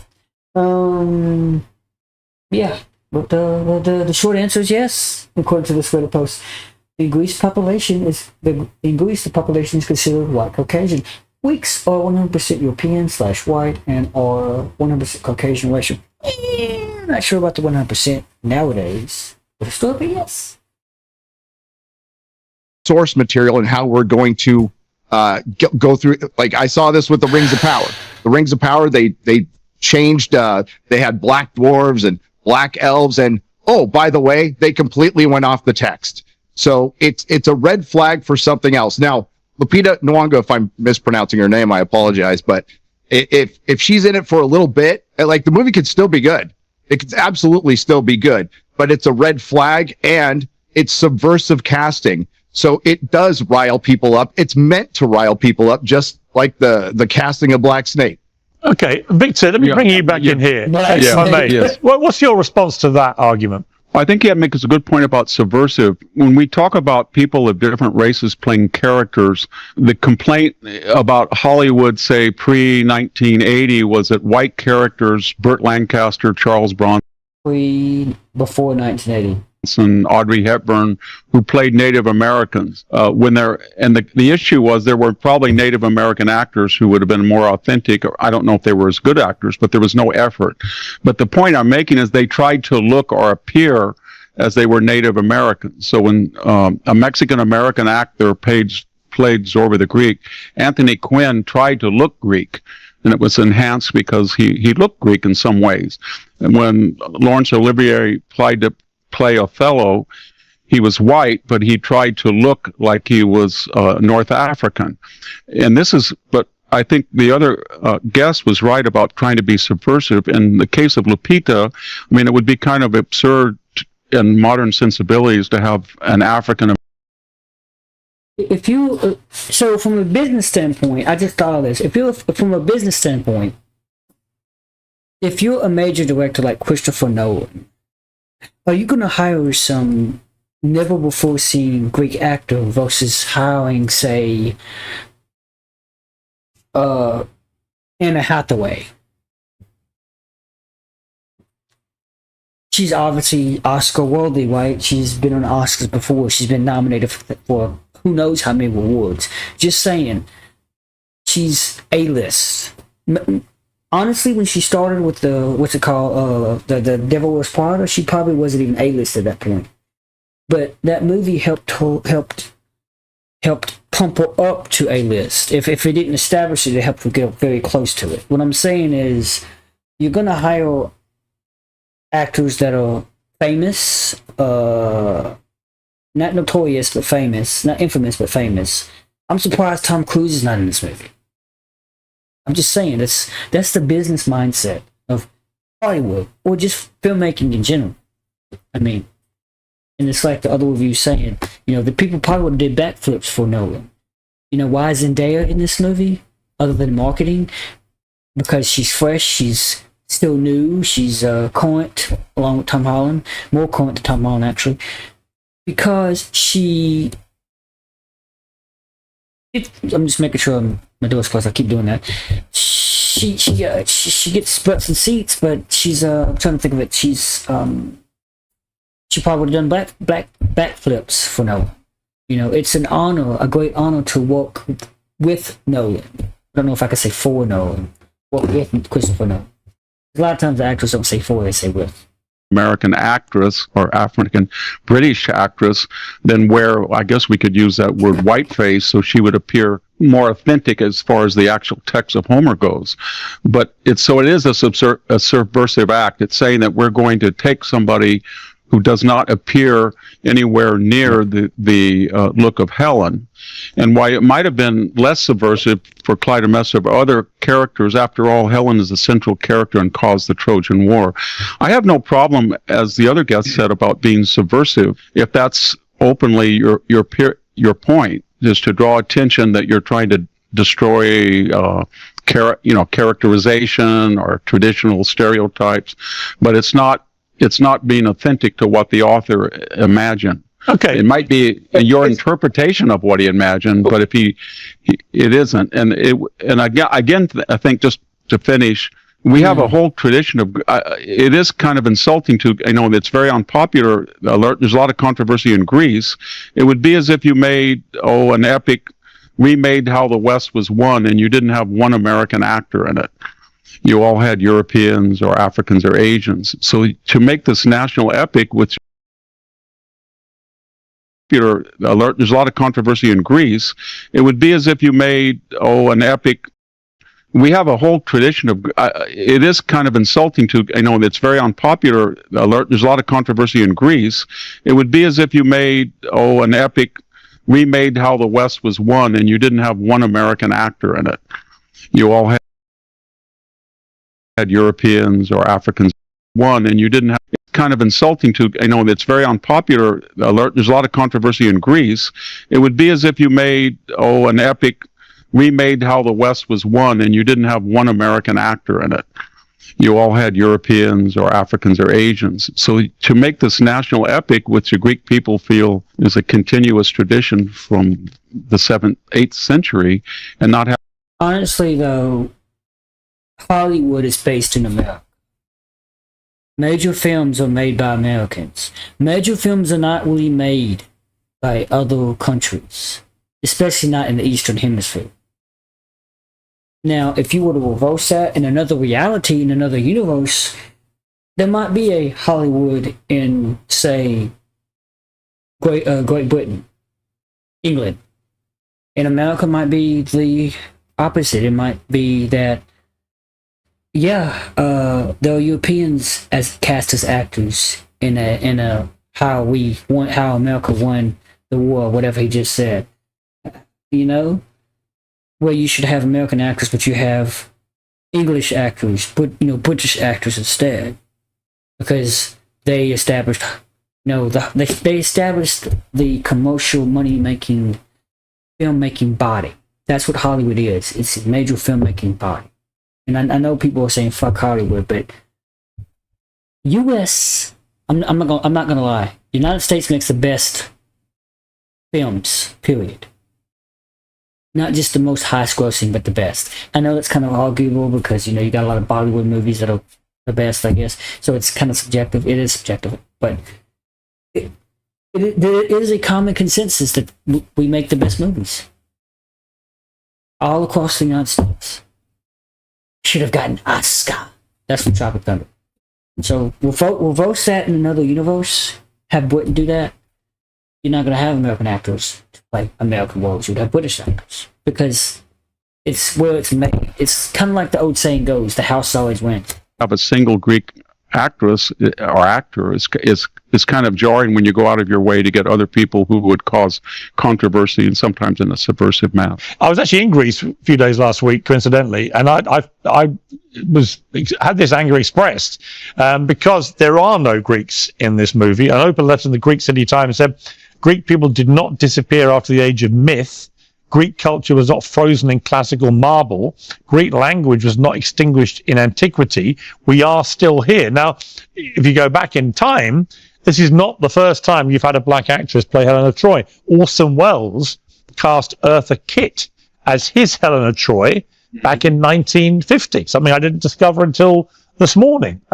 So there is precedent for this, Daniel. It's been done. There wasn't the outcry then, there is now. But if I'm Greek, I'm probably looking at this going, I would take the view that Victor just articulated, which is, seriously, you're not going to have a single Greek actor in The Odyssey? I mean, first of all, I think it has to be said that all of this is a sort of a tempest in a teacup because, as anyone who has read the Odyssey knows, Helen has the tiniest imaginable role in the Odyssey. And I have seen the film, and I think it's fair to say that she's on screen for maybe 45 seconds, literally. So that's one thing. I mean, it really seems to be silly to getting everyone's knickers in a twist about a very minor character. Is he trying to be provocative? Yeah, absolutely. I would say that, of course, you're not going to cast a black person as Abraham Lincoln because these are historical documents and we know, we have a sense of what historical characters look like. We have documentary proof. This is a fantasy epic, right? We're all used by now to seeing all kinds of actors of every imaginable extraction on the stage, in movies, operas, playing kinds of people that were, roles that were written originally for white people. It really doesn't matter to me. I think the real question to be asking about this movie, and I don't know who else among my fellow guests here has seen it. I saw it earlier this Monday, last Monday, is forget about the details. Everyone's hysterical that the ship isn't accurate, the armor isn't accurate, the costumes aren't accurate. They speak with American accents because, as everyone knows, the ancient Greeks and Romans spoke with British accents, blah, blah, blah, blah, blah. Okay, the real question I think we should be focused on here is, does this film convey the spirit of the original? I would say, where does it stop? If you start saying, well, the armor's not accurate, the ships aren't accurate, the casting's not accurate, the accents are not accurate, the dialogue's not accurate. Well, what do you have left? How far are you going to go with this? Well, also, I don't think that's about. No, I think absolutely. You can get the thrust of the story across, its main themes. I don't think these incidentals actually matter that much. If it presents Odysseus as the kind of hero he is in the original, if it gets across the crucial themes, homecoming, the meaning of home, the allure of adventure, competing with the desire for the stability of home, all of that stuff, then I'll be happy. I want to bring in Mark Lamont Hill here because of something critical drinking. So here's the thing, and I want to bring this out. This kind of relates to the book Wuthering Heights. Wuthering Heights was written over a century ago. There was some woke controversy with the whole thing that the character played by Jacob Elordi, I forget his name, not Edgar, but whatever his name is, the love interest, Kathy's love interest, and kind of, brother, if you think about it, like adopted brother. In the original book, he is, I don't think he's black per se, but I think he's mixed race, but he's a colored individual. He's a minority. But he's played by a white guy. Here's the thing, and this is the thing, the book was written over 100 years ago. We don't give a damn about something that's over a century ago. We shouldn't. If it's more modern, because I'm looking at an image of Claire Redfield in the upcoming Resident Evil Veronica, and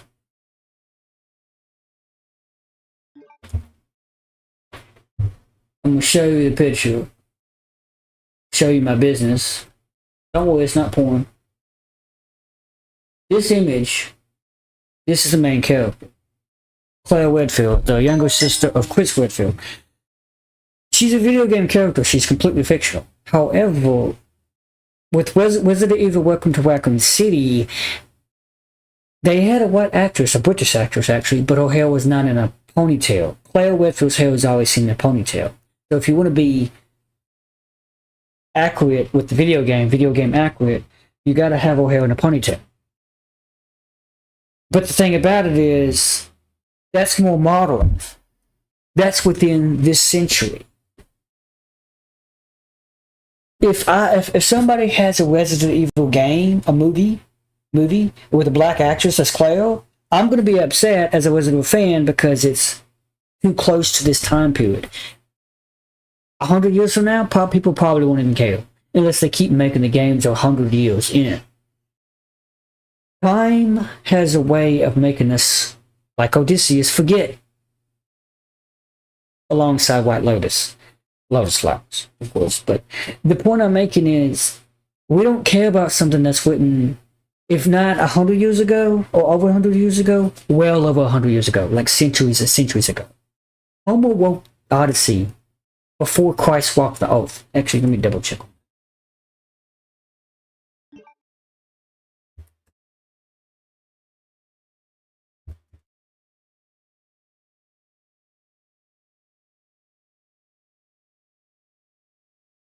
And the Bible is kind of, is a book of books.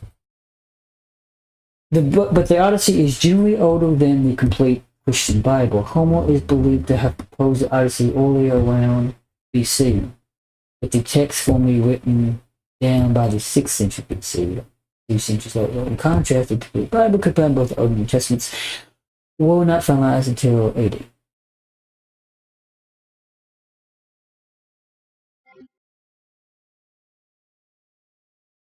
You talk about something that's written over centuries ago, before Christ walked the earth.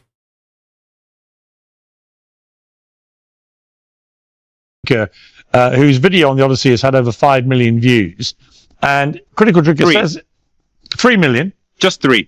Oh, I'm sorry, you've been promoted. Hit 5. You've been promoted. It's been promoted by one of my team. Obviously, he just wants to make you sound even more successful and famous and rich than you already are, which is hard to imagine.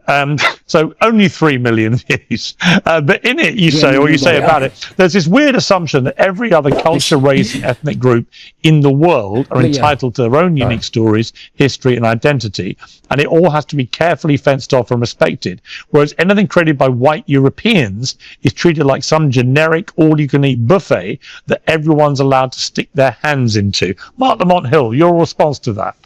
I think that feeling is one that every culture and ethnicity and race has. I mean, we have this conversation every year whenever there's a movie about slaves or enslaved people in the United States, and we looked at all the actors aren't black people, they're getting played by Brits.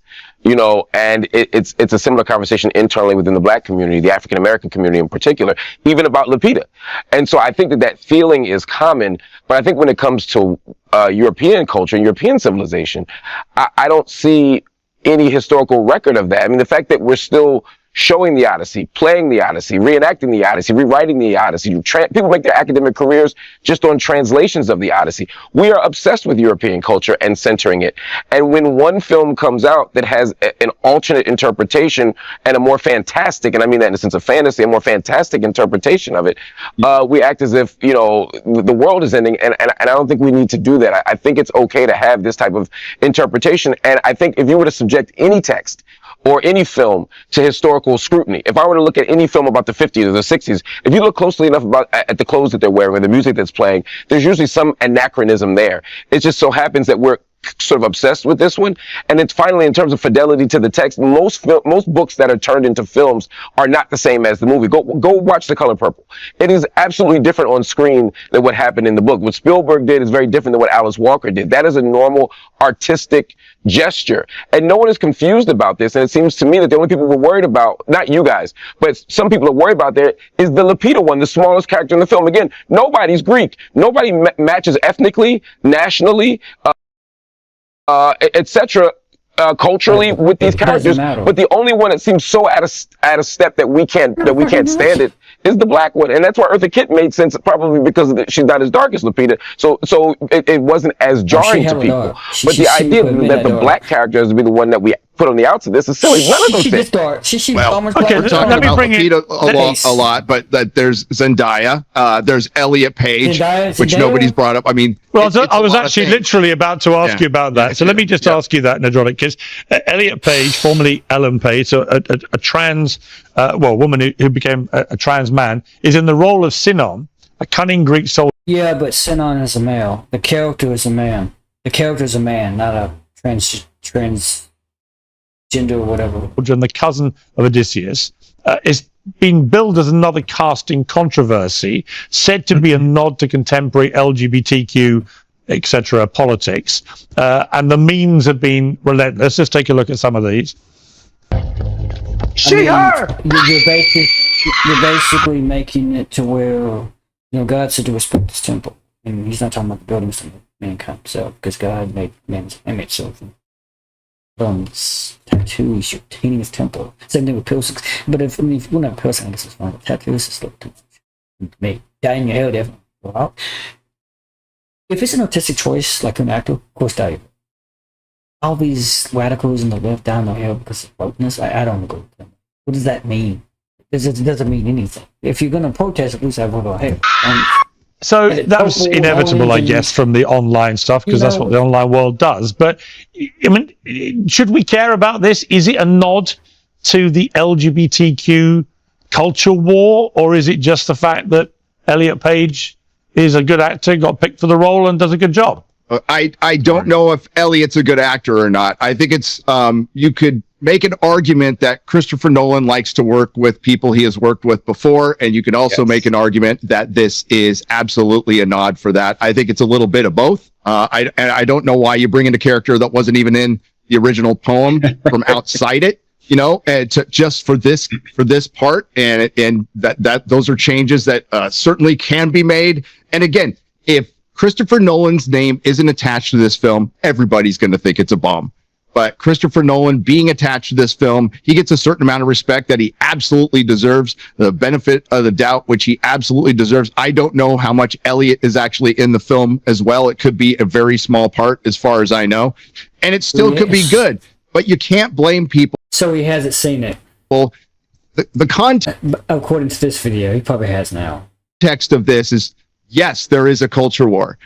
There's always a culture war, and there's one it's an open culture war right now, and we are 10 years deep into it, and we are seeing the same red flags and signs as we have seen with other films, be it historical drama or just known mythological text or just a well-known story, that they are changing to be subversive, and people are now sensing that breaks the spell, that breaks authenticity, and it takes you out of the movie when you know what the motivation is. The motivation should be best person for the job. Let me go to our two movie gurus here and just get a prediction for how it's going to do, because early numbers suggest the Odyssey's on track for a massive domestic opening in the United States of $80 to $100 million. So, Critical Drinker, is this going to be another Nolan smash hit, do you think?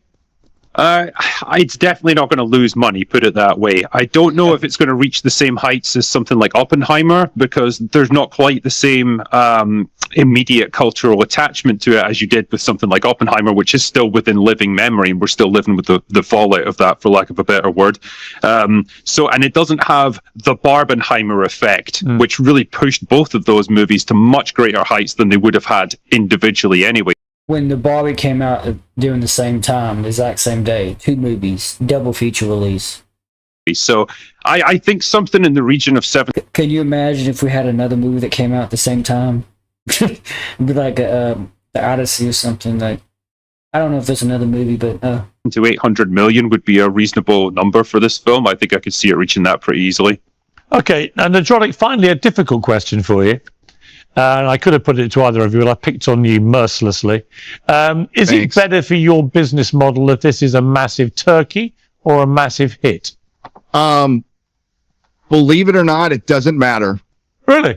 Yes, it does. Same result either way. I have gotten, if we want to break down the financials, when I praise a movie, it gets the same amount of money as when I don't. The best thing for my business model is being honest. Yeah. So if I love this movie, I'm gonna tell you I love this movie, and you know what, the race swaps didn't matter. This thing was a masterpiece, and I'm a fan of Nolan. But the most important thing to any content creator should be being honest. I 100% agree with that. Authenticity. And some people would say that you're not completely honest, but whatever. I think it's why young people are gravitating more and more to channels like yours and this one and others. You just got to be authentic, and people will love you, they'll hate you, but they can't deny I don't know how I feel about that, man.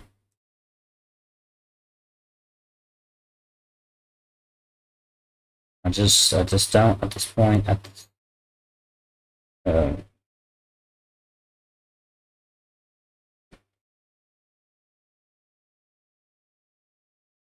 You are being true to yourself, and that's the most powerful weapon a human being has. What a fascinating debate. What a great panel. Thank you all very much indeed. I appreciate it. Thank you. Cheers. Nerderotic.com. Please subscribe. Do that for me too, please. Oh boy. Man, this is getting pretty hectic, man. It's getting very. I gotta get through all these reviews, bro. It's insane.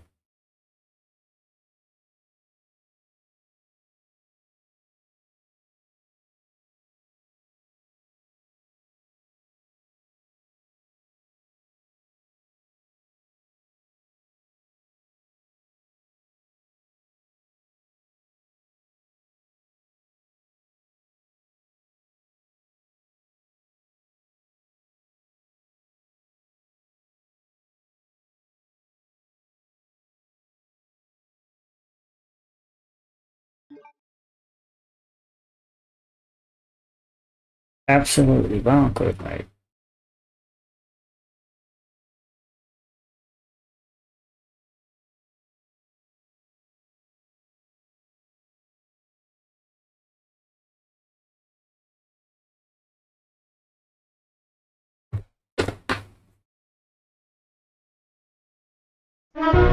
Nerderotic.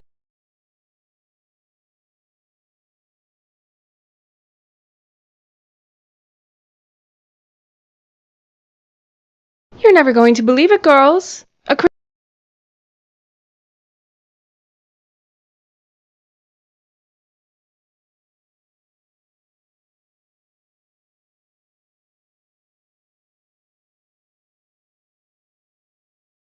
This may be the last one. Christopher Nolan movie genuinely moved me, emotionally speaking. Wow. Tell me what you remember.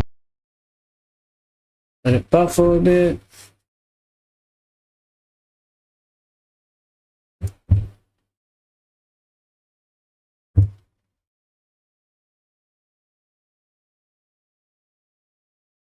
Save.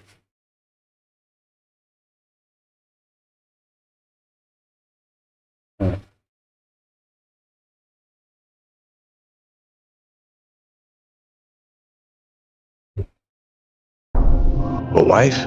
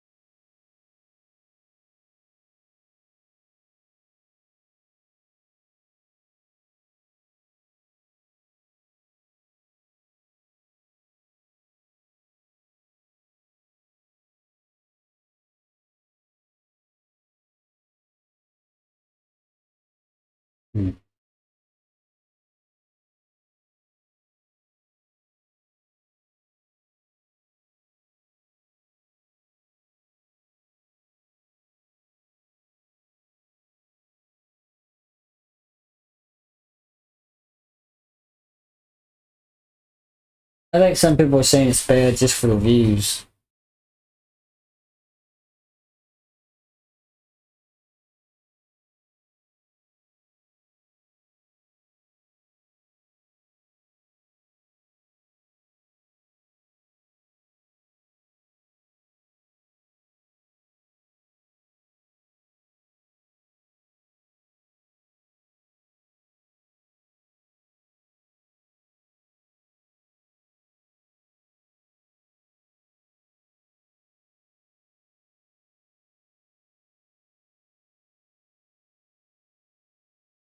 They will put this in there.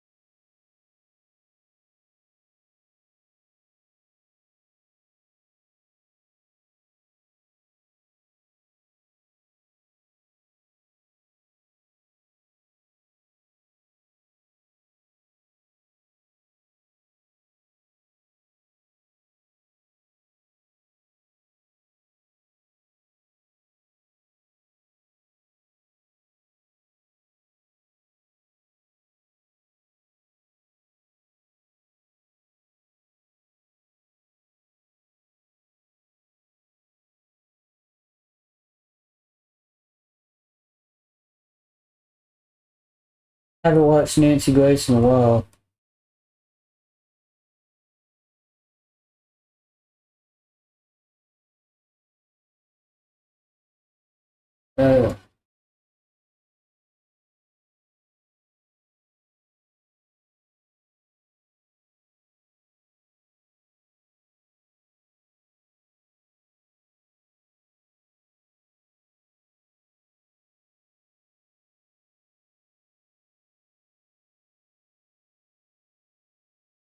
This destruction.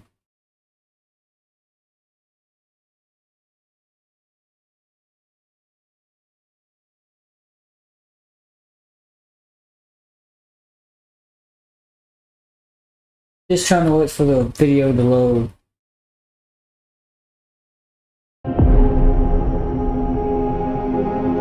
Hi, I'm Lady Genevieve, and on my channel I talk about entertainment media. Today I'm going to be reviewing Christopher Nolan's The Odyssey adaptation. Now, normally what I do is I have a minimal spoiler section first and then a full spoiler section, but because this is based on a story that is very famous, been around for thousands of years, I'm going to be a bit more forthcoming with my feedback sooner. If all you want to You should have seen it already. I've got the same Avatar poster, by the way. Avatar Finance poster. Because you should know the story. You should be familiar with the story, so it's not really a spoiler warning. know is if I enjoyed the Not really. You can't spoil it. You know, even though some people have not read the book. film, if I rate it favorably. Yes, I did, and I will land it somewhere in the realm of 4.5 stars. You have all of this Cecil B. DeMille sort of grand scale and spectacle, but with an incredible emotional depth and romanticism you might not expect from the latest Nolan blockbuster. You're pining for a daddy you didn't even know. Like some sniffling bastard. It's not the Odyssey. It's Put your ring back on, honey tits. You haven't had enough porridge this morning to talk like that. Now is when we will move into some spoilers section. So this is where I won't give away the most significant, specific changes that would spoil the element of surprise, but I am going to speak somewhat freely about certain aspects of the film's material, insofar as The Odyssey being a story that is already very publicly known. Thus, I would say this section is for people who have already read the story, but maybe don't want to know every detail of this particular adaptation yet. We will save those bits for the final section of this review. The Odyssey is an ancient mythological tale by Homer. If you are not already familiar with the Homeric question, this refers to a topic of discussion amongst academics, historians, where they consider whether or not this tale, the Odyssey, was written by one person, that being Homer, or if the name Homer has simply come to be the sum of the parts of many different storytellers who have told and retold this story at various points throughout history. Because of how much older this work of source material is than the source material I have covered on my channel for other adaptations, trying to know the precise details of the story's origins is significantly more complicated. Now, I don't bring this point up to try to interject my own opinion on the Homeric question, but to merely establish how talking about this newest, or for that matter, any other adaptation of the Odyssey, and comparing it to its source material is a very different task than if I were to review a film that was being adapted from a book that was published in the 21st century, the 1800s, or anywhere in between, as has often been the case for the adaptations I have covered in recent years here on my channel. The Odyssey was originally a story told through people who would perform it out loud. It wasn't until further along in history that they eventually wrote the story down, but even when it was written down, you have to remember that the story originates in an ancient version of the Greek language. And in judging my YouTube analytics, I would assume that a fair few people in my audience will have read the Odyssey for the first time in the English language. Any person who speaks at least 2 languages will already know that there are always things, be they words or concepts, that don't neatly translate from one language to the next. As such, the Odyssey's especially older date of origin, combined with this subjectivity of things like translation, as well as the interpretation of art and fiction, it means that the Odyssey now exists with many variations that overlap with one another to varying degrees. I reread the Odyssey before I went to my press screening, which was on one of those massive IMAX screens, one of the biggest screens available almost anywhere to watch, if memory serves. Initially, I knew I needed to refresh myself on the details because I like to study adaptations and promote libraries in the process. You should support your local library because they let you read books for free. They also have DVDs that you can check out for free, ebooks, loads of resources, without charging you a rapidly increasing subscription price for it. I was reading through the Odyssey in an iambic pentameter version, but then I got an opportunity to cover another film here on my channel that I cannot tell you about just yet, but we will be getting to that perhaps sooner than you think. All that to say, time was running out, and I found another version of the Odyssey to read that was written in prose, and I read through that in about a day. Time was of the essence. What struck me most, almost immediately in going on this journey of the Odyssey through Christopher Nolan's vision, was how romantic it was. I very much got the romantic foundation of the source material, but I didn't necessarily assume that Christopher Nolan would stick to that or enhance it in any way. Prior to this, my perception of Christopher Nolan is that he's very much a technician. He has a meticulous attention to detail for building these grand epic spectacles, particularly once he built a name for himself in his career. I don't, however, as often find myself emotionally moved and overcome by Nolan's work. But as soon as they introduced the relationship of Odysseus and Penelope in this new version of the Odyssey, there was so much room given to Matt Damon and Anne Hathaway to show the depth of their love for one another. It's an ancient world where a happy, loving marriage is not a given, particularly for those people in high positions of power. Marriage is typically a political tool, but these two, they love each other. Their reunion in the book that I had read was so compelling that in watching this film and following Odysseus through all that he experiences, the stories you already know because you're a reader, you read books and you support your local library, the battle with the Cyclops, the encounter with Circe, you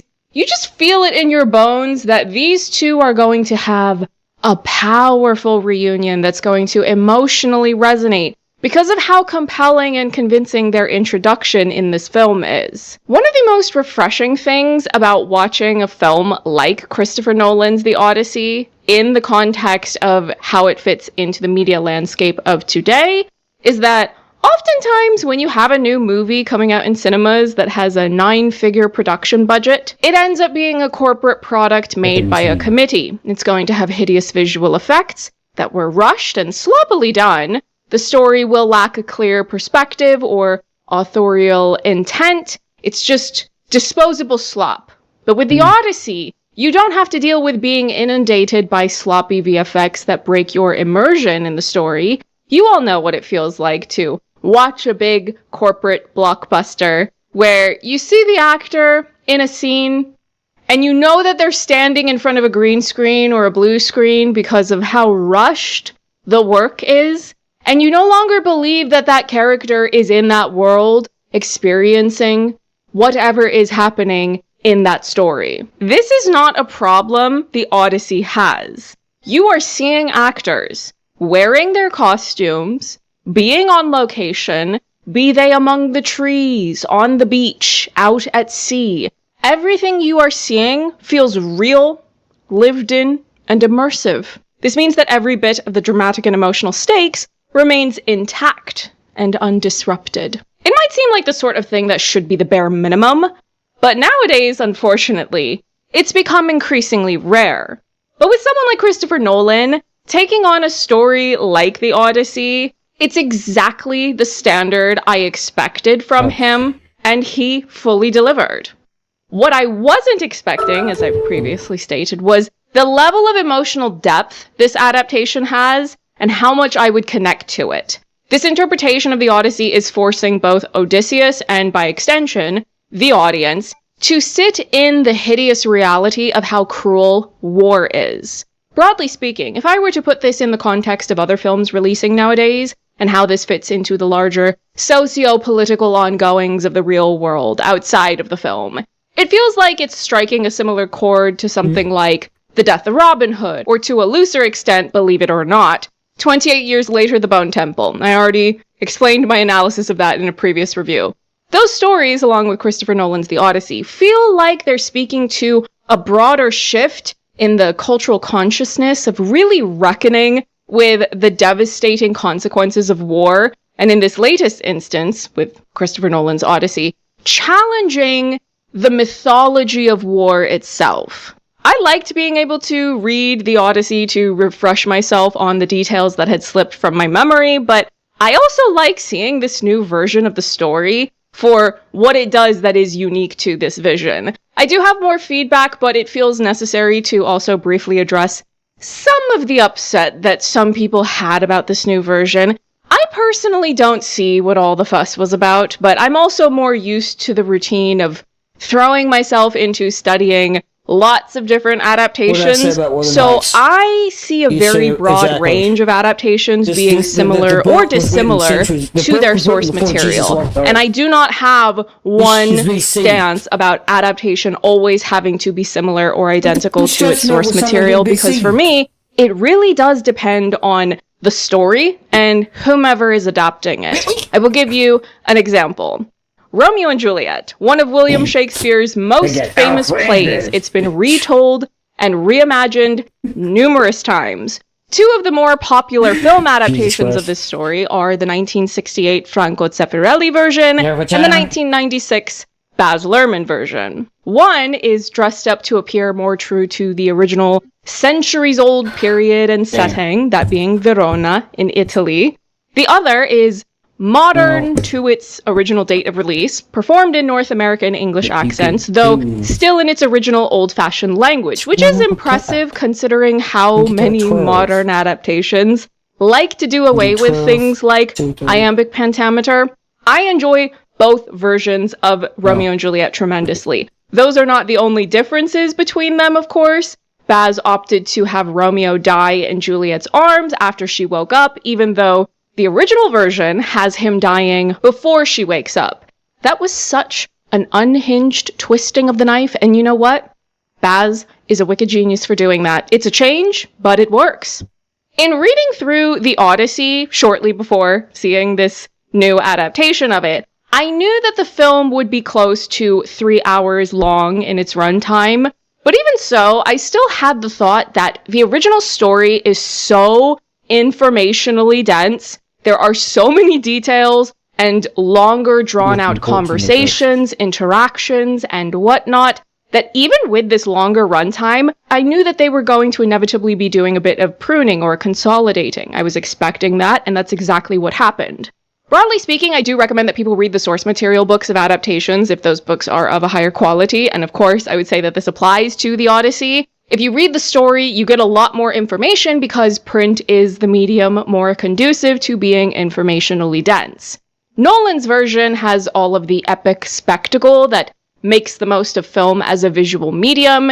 It's showcasing numerous phenomenal performers at the top of their game, especially Matt Damon and Anne Hathaway, simply because they're probably given the most to do, and their love story is a major focal point of the story. Robert Pattinson is so despicable in this, so we will also give full marks to him for playing an insufferable villain. John Leguizamo was also devastating to watch. The fact that he, of all people, would be cast in this, I will admit that going into watching this for the first time, I couldn't help but wonder whether or not we perhaps could have done this movie in iambic pentameter. It would have been very full circle for the Prince of Cats. What art thou drawn among these heartless hinds? What art thou drawn among these heartless hinds? You have highly skilled actors in your ensemble, many of whom have experience performing theater. It's very common that the Odyssey has been transcribed in iambic pentameter. Did anyone have the actors on this press tour perform a couple of lines in iambic pentameter? Because if you didn't, you are wasting your opportunities, and I will not stand for it. Even so, the prose was mostly fine for me. The one, and I would say only time that I felt my immersion waver because of the text is when Menelaus, as portrayed by John Bernthal, said the word gossip. I ended up going home afterwards and looking up the word gossip just to try to see how old of a word it was. Apparently, it is at the very least a few centuries old, so I don't have as much room to complain. It's a nitpick, I know, so keep in mind I'm only regarding it as a nitpick as opposed to a fundamental flaw with the film itself. I don't have an issue with the Odyssey being performed in North American English accents because, for the most part, the way things are written and the way the actors deliver their lines, they make it feel like you are in another time, more specifically an older time.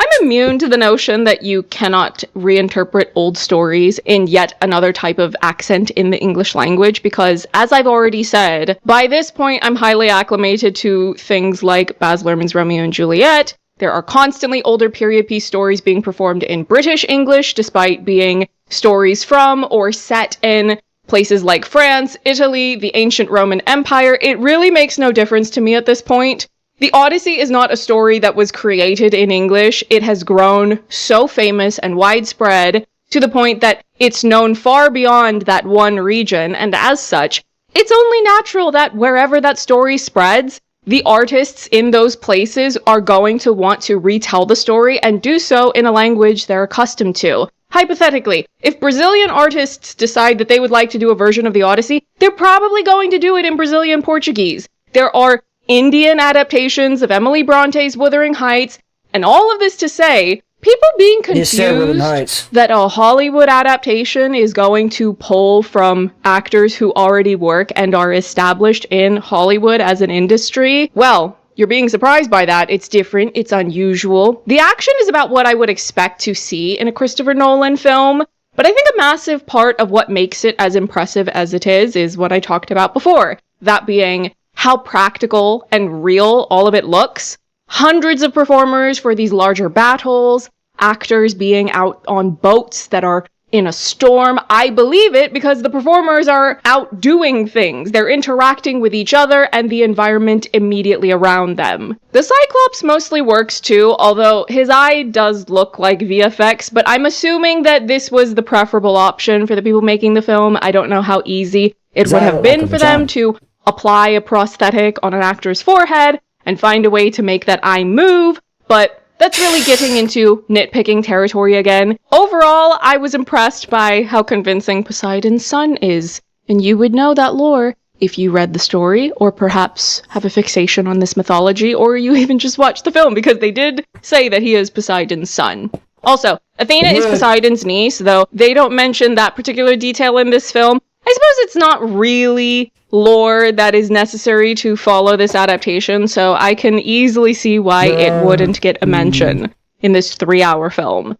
When they introduced us to Odysseus and where he currently is, that being stuck on Calypso's island, they proceed to have him retell his story while on that island, which is a change from the original version where he gets off that island first, he lands elsewhere, he retells his story to the king and queen at court so that they may be endeared to him and give him the resources he needs to be able to return home to Ithaca.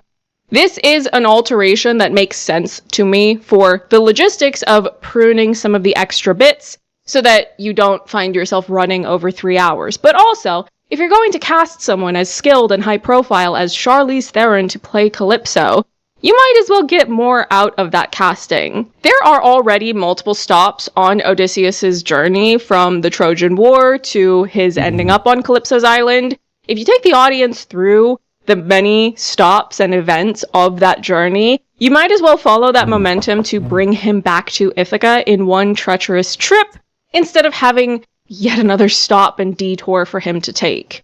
Circe was probably one of my most anticipated parts of the story because when I was reading through it, I had kept a list open of the characters from the film and which actors would be playing them, and Samantha Morton was a lead in one of my favorite Steven Spielberg films, Minority Report. She was acting circles around everyone in that movie when they're on the run, and she just keeps telling Tom Cruise, wait, wait, wait. To me, that was cinema. Thus, I knew she was going to fully deliver in Christopher Nolan's The Odyssey. I wouldn't officially categorize Christopher Nolan's The Odyssey as a comedy, but there were a couple of moments that made me laugh out loud, usually because the men were landing somewhere and being very presumptuous, but all the while I know what's lying in wait for them because I did a read-through of the story before I watched this film. When they're going into the Cyclops cave, I knew what was going to pop out. When they enter Circe's home, and she reacts with fear at having a bunch of strange men appear out of nowhere like that with weapons and armor, I laughed because I knew these men were about to have the ultimate makeover. You messed with the wrong one. You are messing with the wrong man! If you've seen Minority Report, you know what Samantha Morton was capable of, so I assume that even if she were to be given crumbs in this screenplay, if anyone could make a meal out of them, it would be her. And she did. Though to be fair, they actually did take the time and space to say a lot more about her perspective, the material reality of what soldiers visiting lands entails. And she gave Odysseus a harsh but entirely deserved reality check, and I was living for every bit of what she soldiers visiting land. Though to be fair, they actually did take the time and space to say a lot more about her perspective, the material reality of what soldiers visiting lands entails. And she gave Odysseus a harsh but entirely deserved reality check, and I was living for every bit of what she was giving with her performance. I do want to get into more of the specifics, translation, spoilers. There's more that I could tiptoe around in this section, but the ensemble is so large and the story so eventful, which you would know if you read it already, or if perhaps you've seen the film and now you're watching my review. But all that said, I want to be able to talk in more detail. So the final bit of feedback I would include in this specific section of some spoilers is that, to no one's surprise, Ludwig Göransson delivered like he always does. I have to recommend watching the behind-the-scenes featurette about the work he did in making this film's score feel more ancient, the instrumentation, restoration, the emphasis on bronze as a material. It was really interesting to follow. Overall, I recommend The Odyssey. It was well worth experiencing this on the big screen. It's cheesy to say, but yes, see it on the biggest screen possible.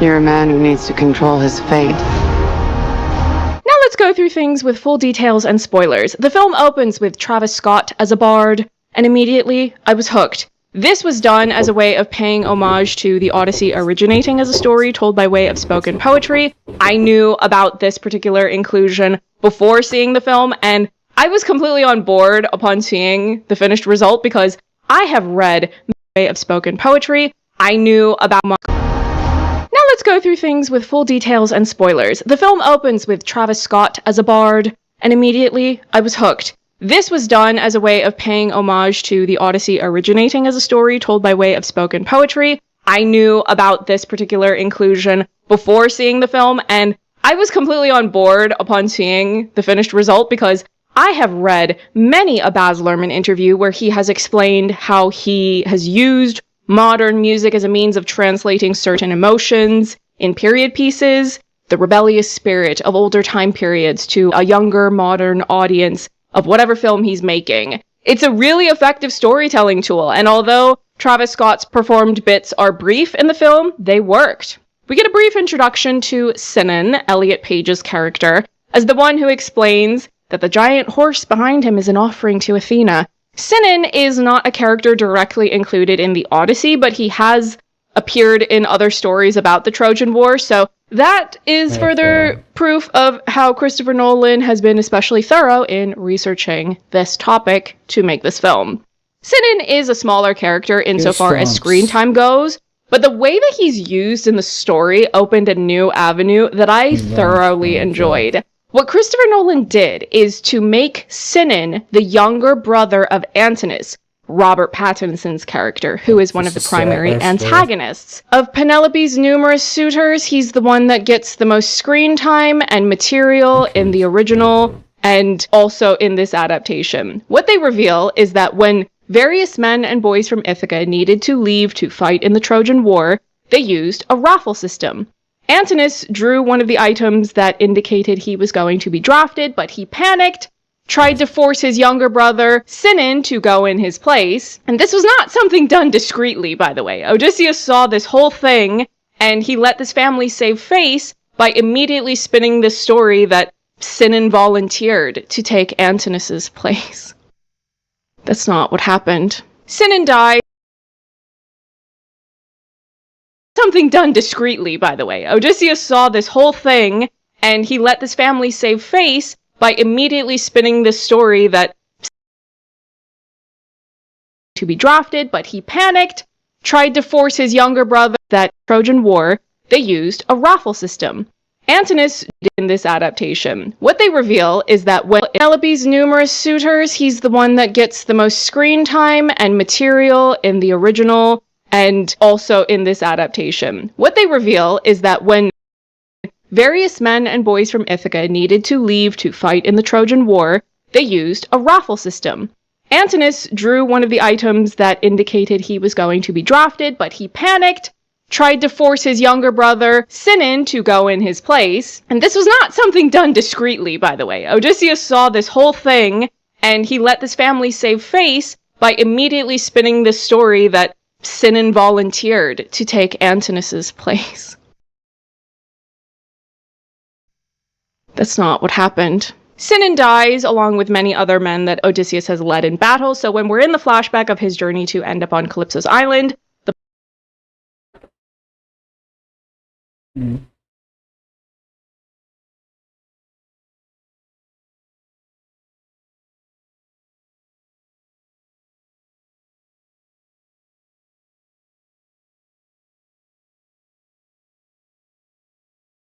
part where he visits the underworld, Sinan tells Odysseus to give Antinous back his shame.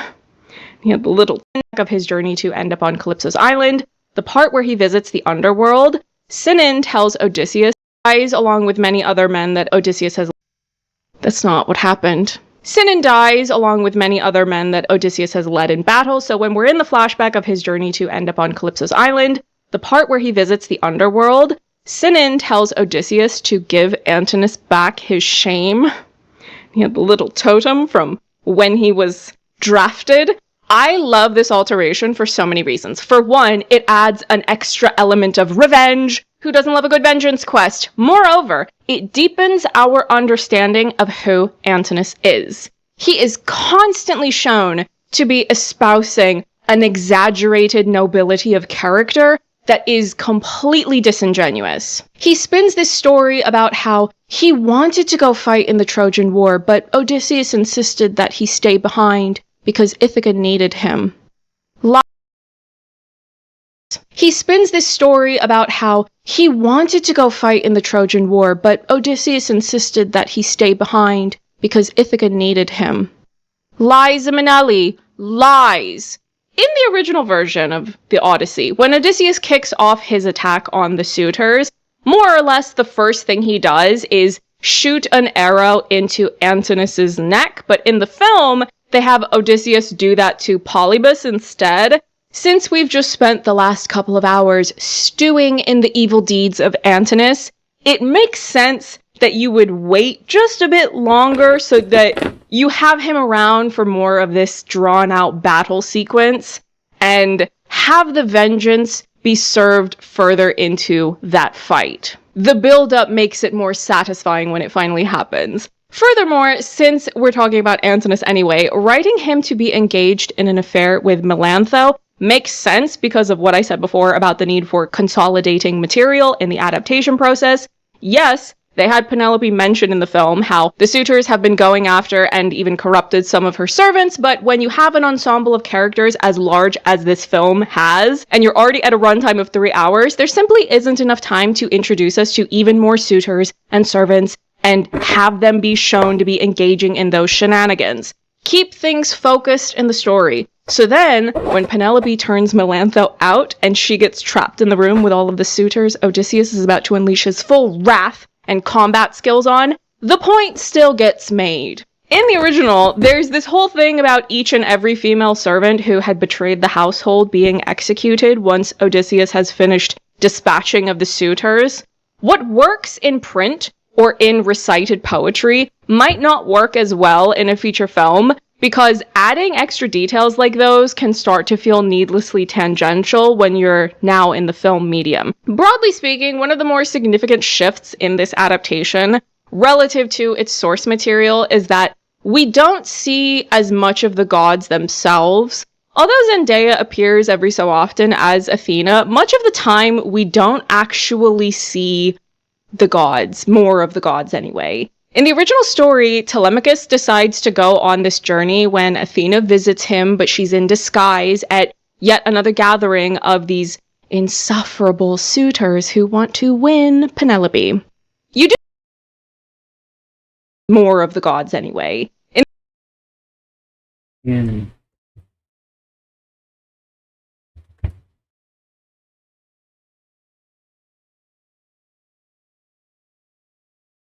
Consensual.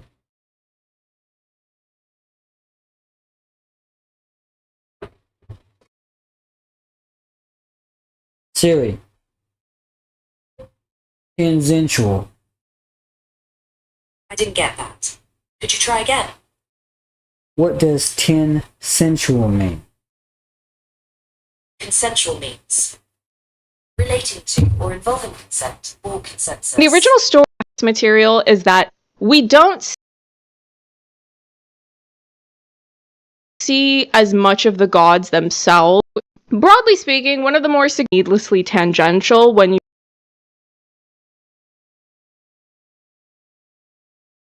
because adding extra details like those can start to feel needlessly tangential when you're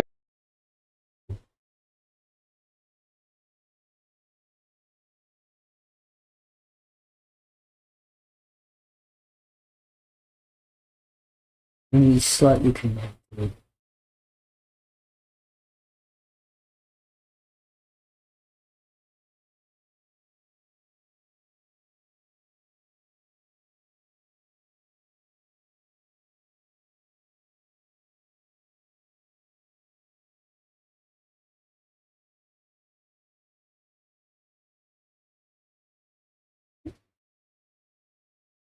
now in the film medium. Broadly speaking, one of the more significant shifts in this adaptation relative to its source material is that we don't see as much of the gods themselves.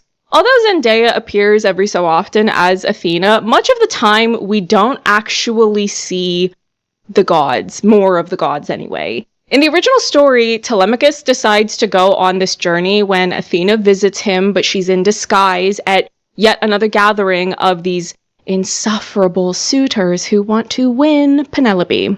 You do see a stranger visit Telemachus in Nolan's Odyssey, but they don't explicitly show you some sort of magical transformation of the stranger we see into Zendaya as Athena. Initially, I thought they might simply be waiting to reveal that detail, but what they ended up revealing instead about Athena was something else entirely. Before Odysseus leaves on his journey, Penelope gifts him an Athena pin. It's not only a token of her affection, a reminder of her and their love for one another, but also, it's something very distinct, so that if anyone were to visit Ithaca claiming to have met Odysseus, if they do not describe the pin as part of what he's wearing, she will be able to know that they're lying.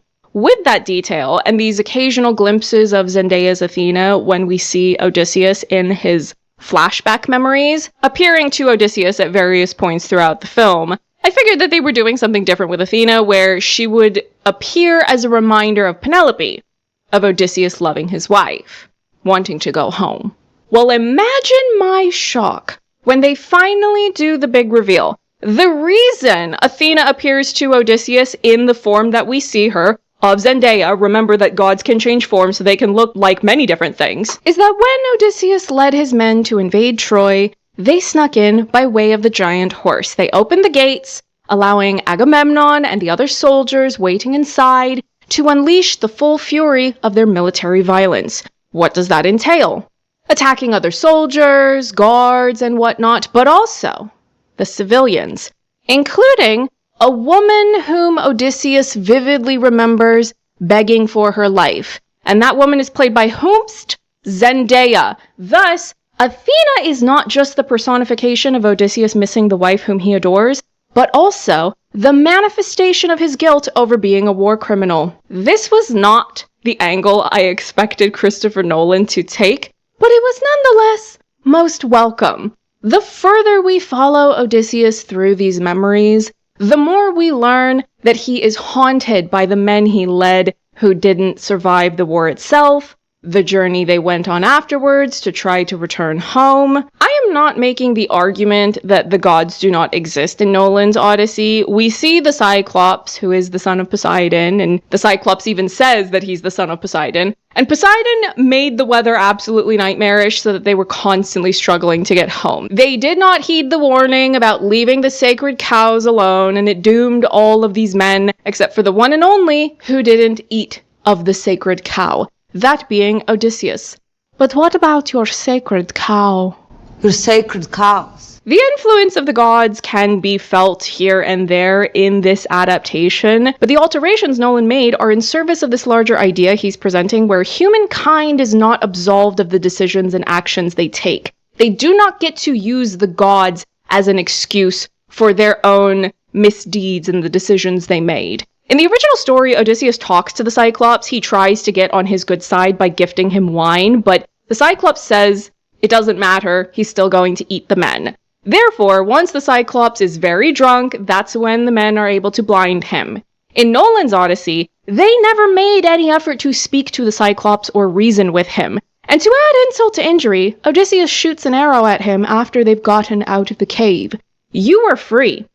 You could have just ran off back to the ships at that point. You incurred the wrath of Poseidon. You did that. The gods didn't make you pillage villages to steal rations, setting fire to their homes and try to act like you're just doing what's needed to get back home. You were the ones to violate Zeus's law. That's another concept that the film repeatedly emphasizes. It's that you should do unto others as you would have done unto you, but more specifically, the rationale or the justification is that, well, that stranger or that beggar could be a god in disguise, so that's why you should do it. But it's really a way of trying to contextualize this modern idea of just be nice to people, be kind, have empathy. And it is Odysseus violating Zeus's law by way of the Trojan horse that is at the very epicenter of all the guilt that he has eating away at him. Athena pops up more in the original story, offering bits of wisdom, advice, some occasional magic where it's needed. She will do things like alter Odysseus's appearance to make him more or less attractive if he needs to be in disguise, or be more dashing and appealing to charm people that can potentially give him the supplies he needs to get home. By the way, the version I read before I watched this adaptation was calling Odysseus by the name Ulysses, and it was calling Athena by the name Minerva. If you are planning on reading the Odyssey for the first time, just be advised that sometimes, depending on how things are translated in that particular version, they will use different names. Is it the Latin name? Is it the Roman name? You can always look up certain characters and see which names they go by if you want to be sure of which character you're following. But back to the role that the gods play in this adaptation. I really like this interpretation because this brings us to one of the talking points that I was vaguely aware of despite my best efforts to remove myself from actively using as much social media. The black armor. I will admit that when I saw this in early promotional material, I wasn't a fan of it. It felt far too anachronistic for my liking. I didn't understand why that would be the design. Now, having seen the armor in its full context, I don't mind it actually. So let me explain where I landed with this. The black armor with the golden skeletal design on the back of the neck, this is specifically Agamemnon's armor. What we see of Agamemnon is him doing things like gathering soldiers, invading Troy once Odysseus and his men open the gate from inside, and also sacrificing his own child to the gods. Now, why would he do a thing like that? Well, the usual reasons. Power, a lust for victory in war. Did the gods directly ask him to do that? And even if they had, that was still his choice. It's also directly responsible for his downfall. That is what turns his wife against him. In what other way do we spend time with this character, Agamemnon? When Odysseus visits or convenes with the underworld. When Agamemnon is still alive, and you see him among his men before or during these violent attacks on others, this is partially a way of making him stand out visually among a sea of hundreds and hundreds of people in these scenes. However, despite this victory he's going to have, you'll defeat your so-called enemies in the Trojan War, but you have already sealed your fate when you sacrificed your own child. Thus, Agamemnon, in all of his anachronistic, overly chic black armor, is a harbinger of death, but he's also a dead man walking. Now do you see the vision? And the very notion of sacrificing one's own child for power, for a military victory, that opens this adaptation up to so much analysis from various scholars. I mean, decades from now, cultural and historical anthropologists will be able to write papers on Nolan's Odyssey and use a detail like that as being symbolic of the larger sentiments of this time period, of the resentment and outright hostility against the broader global war machine, against empire. And this is why we need to normalize not being overly committed to our early superficial impressions of a work of fiction when we do not have the full story to judge in its entirety. Forming an early opinion is fine, but if you follow film ongoings consistently, you should already know that promotional material doesn't always paint an accurate or nuanced perspective on what it's advertising. By all means, form your early opinion, but maintain the train of thought simultaneously that you may very well change your mind. Before I forget or decide that this review is far too long to carry on further, I want to make sure I share a very specific nitpick I had about this adaptation. It was the thing I was really upset didn't get included. In the original story, when Odysseus returns home, Athena has magically altered his appearance in such a way so that he will not be immediately recognized by the people who knew him before. They worked around this in the film by simply having him hide his face. It's been 20 years since he left, and Eumaeus' vision is mostly gone now. After the battle against the suitors in the original story, Penelope needs further proof that this man is in fact Odysseus. Her long-lost husband finally returned to her. She tests him by saying something about moving their wedding bed, and he gets really upset with her. And he goes on this long explanation about how he built their wedding bed by hand. He built it into this tree, and the tree is immovable. Thus, the bed itself is immovable. So what the heck is she talking about with this notion of moving their wedding bed? It's iconic. It's romantic. And you know what else? It wasn't in the movie. They finally reunite. We've been waiting for this to happen for 3 hours at this point. and you don't have him talk about building the wedding bed. Disappointment. That's what I felt. I know it's a nitpick. It's not fundamentally necessary information to be able to follow the story as it's been presented, adapted. But it was one of those details that I was really looking forward to seeing, especially when the movie got started, and immediately it was hooking me and making me fully believe and get invested in this love story of Odysseus and Penelope because of how fully locked in and committed both Matt Damon and Anne Hathaway were, and how the material really set them up for success. And you don't have that lead to the speech about him building their wedding bed by hand. Christopher Nolan, you need some romance girlies in your circle. Now, if you haven't read the story and you're simply judging the film on its own merits, of course a nitpick like this is not going to apply to how you experience the film, because you don't have that context of which details have been modified or omitted. There is so much more that could be said about this film. I mean, the fact that he shows mercy to the suitors that surrender, it was incredible. But if I keep going over the details of every character, every plot development, every tiny comparison between the source material and the adaptation, this video will never be finished and I will never be able to publish it. So I will say full props to the noteworthy performers. Hollywood, you had better start casting Samantha Morton in more films. I need to see her in more movies at the cinema. If you would like to follow more of my running commentary on adaptations, not only can you subscribe to my YouTube channel, but you can also look through my book versus movie playlist, which is where I share all of my thoughts on various adaptations. But next week, we're actually going to be covering an upcoming rom-com. See you then. Okay, well, look, I think. Oh, well, then,